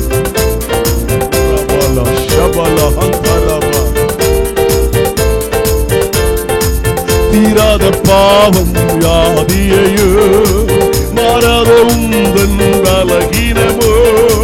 தீராத பாவம் புறபலா ஹம்புறபலா விகபலா. ஹல்லேலூயா. கோரக்குருசில் சுமந்துதித்தா, காயங்களால் நீ குணமடைய. வருவாய் தருணம் இதுவே, அழைக்கிறாரே நல்ல ஆண்டவரே சுவண்டை. வருவாய் தருணம் இதுவே. Glory, glory, glory. ஓ வருவாய் தருணம் நல்ல ஆண்டவரே சுவண்டை. சத்திய வாக்கை நம்பியவா, நித்திய ஜீவன் உனக்களிப்பா. சத்திய வாக்கை நம்பியவா, நித்திய ஜீவன். ஓ உன் பேரை புஸ்தகத்தில் உண்மையாயின்றே எழுதிடுவார். வருவாய் தருணம் இதுவே, அழைக்கிறாரே நல்ல ஆண்டவரே சுவண்டை. வருவாய் தருணம் இதுவே. வானத்தின் கீழே பூமி மேலே, வான இயேசு நாமமல்லால் வானத்தின் கீழ் எல்லாரும் கையடித்து பாருங்கள். இயேசு கிறிஸ்துவின் நாமமே அல்லாமல் வேறொரு நாமம் இல்லை. ரட்சிப்படைய Jesus name above all name. Hallelujah. வருவாய் தருணமிதுவே அழைக்கிறாரே நல்ல ஆண்டவர் இயேசுவண்டை. வருவாய் தருணமிதுவே அழைக்கிறாரே நல்ல ஆண்டவர். சொல்லுங்க, வருவாய் தருணமிதுவே அழைக்கிறாரே நல்ல ஆண்டவர் இயேசுவண்டை. வருவாய் தருணமிதுவே அழைக்கிறாரே நல்ல ஆண்டவர். சொல்லுங்க, வருவாய் தருணமிதுவே. உரபல ஷகபல ரபப இயேசுவண்டை. துடபகஷியா தரபகஷியா ரிகபன ஹஷிடபல கத்துடாலியா. இந்த ராத்திரி வேளையில் எத்தனை பேர் சொல்ல போறீங்க, கர்த்தரோடு கூட பேசினார், ஏதோ ஒரு பகுதியில் என் வாழ்க்கையை கர்த்தர் தொட்டார், என் வாழ்வை நான் அர்ப்பணிக்கிறேன், இன்னைக்கு நான் கரெக்டா அறிஞ்சிட்டேன். அவர் அறிகிற அறிவில் வளருங்கள் என்று பேதுருவை கொண்டு கர்த்தர் எழுதுகிறார். கர்த்தராகிய இயேசு கிறிஸ்துவை அறிகிற அறிவில் வளருங்கள். நாம் அறிந்தது போதாது. ராத்திரி கர்த்தரோடு பேசினார். என் வாழ்வை அர்ப்பணிக்கிறேன்னு சொல்றவங்க கையை உயர்த்துங்க பார்க்கலாம். தலைக்கு மேல வெட்கப்பட மனைவியுடைய கரங்களை நான் பார்க்கிறேன். இன்னைக்கு ஒரு விஷயம் அவர் அறிய வைத்தாரே, ஒரு விஷயம் அறிய வைத்தாரே. ஹalleluya ஹalleluya. இயேசு எப்படிப்பட்டவரோ. சீசர்களுக்கு ஆசை இருந்துச்சுமா, நீங்க விசுவாசியா இருக்கலாம், நீங்க புதுசா கூட வந்திருக்கலாம், பரவாயில்ல, உங்க ஆசை அவர் அறிந்திருக்கிறார். தகப்பனே, கரம் உயர்த்திருக்கிற பிள்ளைகளை ஆசீர்வதிச்சிருங்கப்பா, அவங்க வாழ்க்கையை ஆசீர்வதிச்சிருங்கப்பா, அவங்க உயர்த்தப்படட்டும் ஆண்டவரே. எந்தெந்த பகுதியில தேவைகளோடு இருக்கிறார்களோ இயேசு கிறிஸ்துவின் நாமத்தில் அவருடைய தேவை சந்திக்கப்படுவதாக. ஹalleluya. ஒரு கையை வியாதி உள்ள இடத்துல வச்சுக்கிடுங்க, ஒரு கையை பரலோகத்து நேரம் உயர்த்துங்க. இயேசு உங்களை குணமாக்க போகிறார். நிறைவு நேரத்தில் வந்திருக்கிறோம். ஒரு கையை வியாதி உள்ள இடத்துல வச்சுக்கிடுங்க, ஒரு கையை பரலோகத்து நேரம் உயர்த்துங்க. இயேசுவே, ஒரு அற்புதம் செய்யும் என்று சொல்லுங்கள். ஹalleluya ஹalleluya. ரிகபல ஹம்து ரபாலியா. ஊழியர்களாகி நாங்கள் கரம் நீட்டி ஜெபிக்க போகிறோம். உங்கள் விசுவாசத்தை கர்த்தர் கனம் பண்ண போகிறார். மருந்து தவறல்ல, மருத்துவம் தவறல்ல. ஆனா ஒரு உண்மையை சொல்றேன், மருந்தும் கைவிடும், மருத்துவம் கைவிடும், இயேசு கைவிட மாட்டார். Jesus never fails. Hallelujah. இயேசு கைவிடவே மாட்டார். ஹூரபக லிகப ஹந்து ரோலியம் ப்ரோகோசியா. Hallelujah. நரம்புகள், எலும்புகள், தசைகள், திசுக்களில் மறைந்திருக்கிற பலகீனங்கள் இயேசு கிறிஸ்துவின் நாமத்தில் வெளியேறுவதாக. விடுதல் உண்டாவதாக. பலகீனங்கள் மாறட்டே. ஹalleluya. உடைய சுகமளிக்கும் வல்லமை சரீரத்தில் இறங்கி வருகிறதற்காக நன்றி. ஹalleluya ஹalleluya. இயேசுவின் நாமத்தில் விடுதல் உண்டாவதாக. இயேசுவின் நாமத்தில் சாபம் ஆசீர்வாதமாய் மாறுவதாக. இயேசுவின் நாமத்தில் துக்கம் சந்தோஷமாய் மாறுவதாக. நல்ல கரங்களை தட்டி ஆண்டவரை ஸ்தோத்திரம் பண்ணிடலாமா? ஸ்தோத்திரம் ஸ்தோத்திரம் ஸ்தோத்திரம்.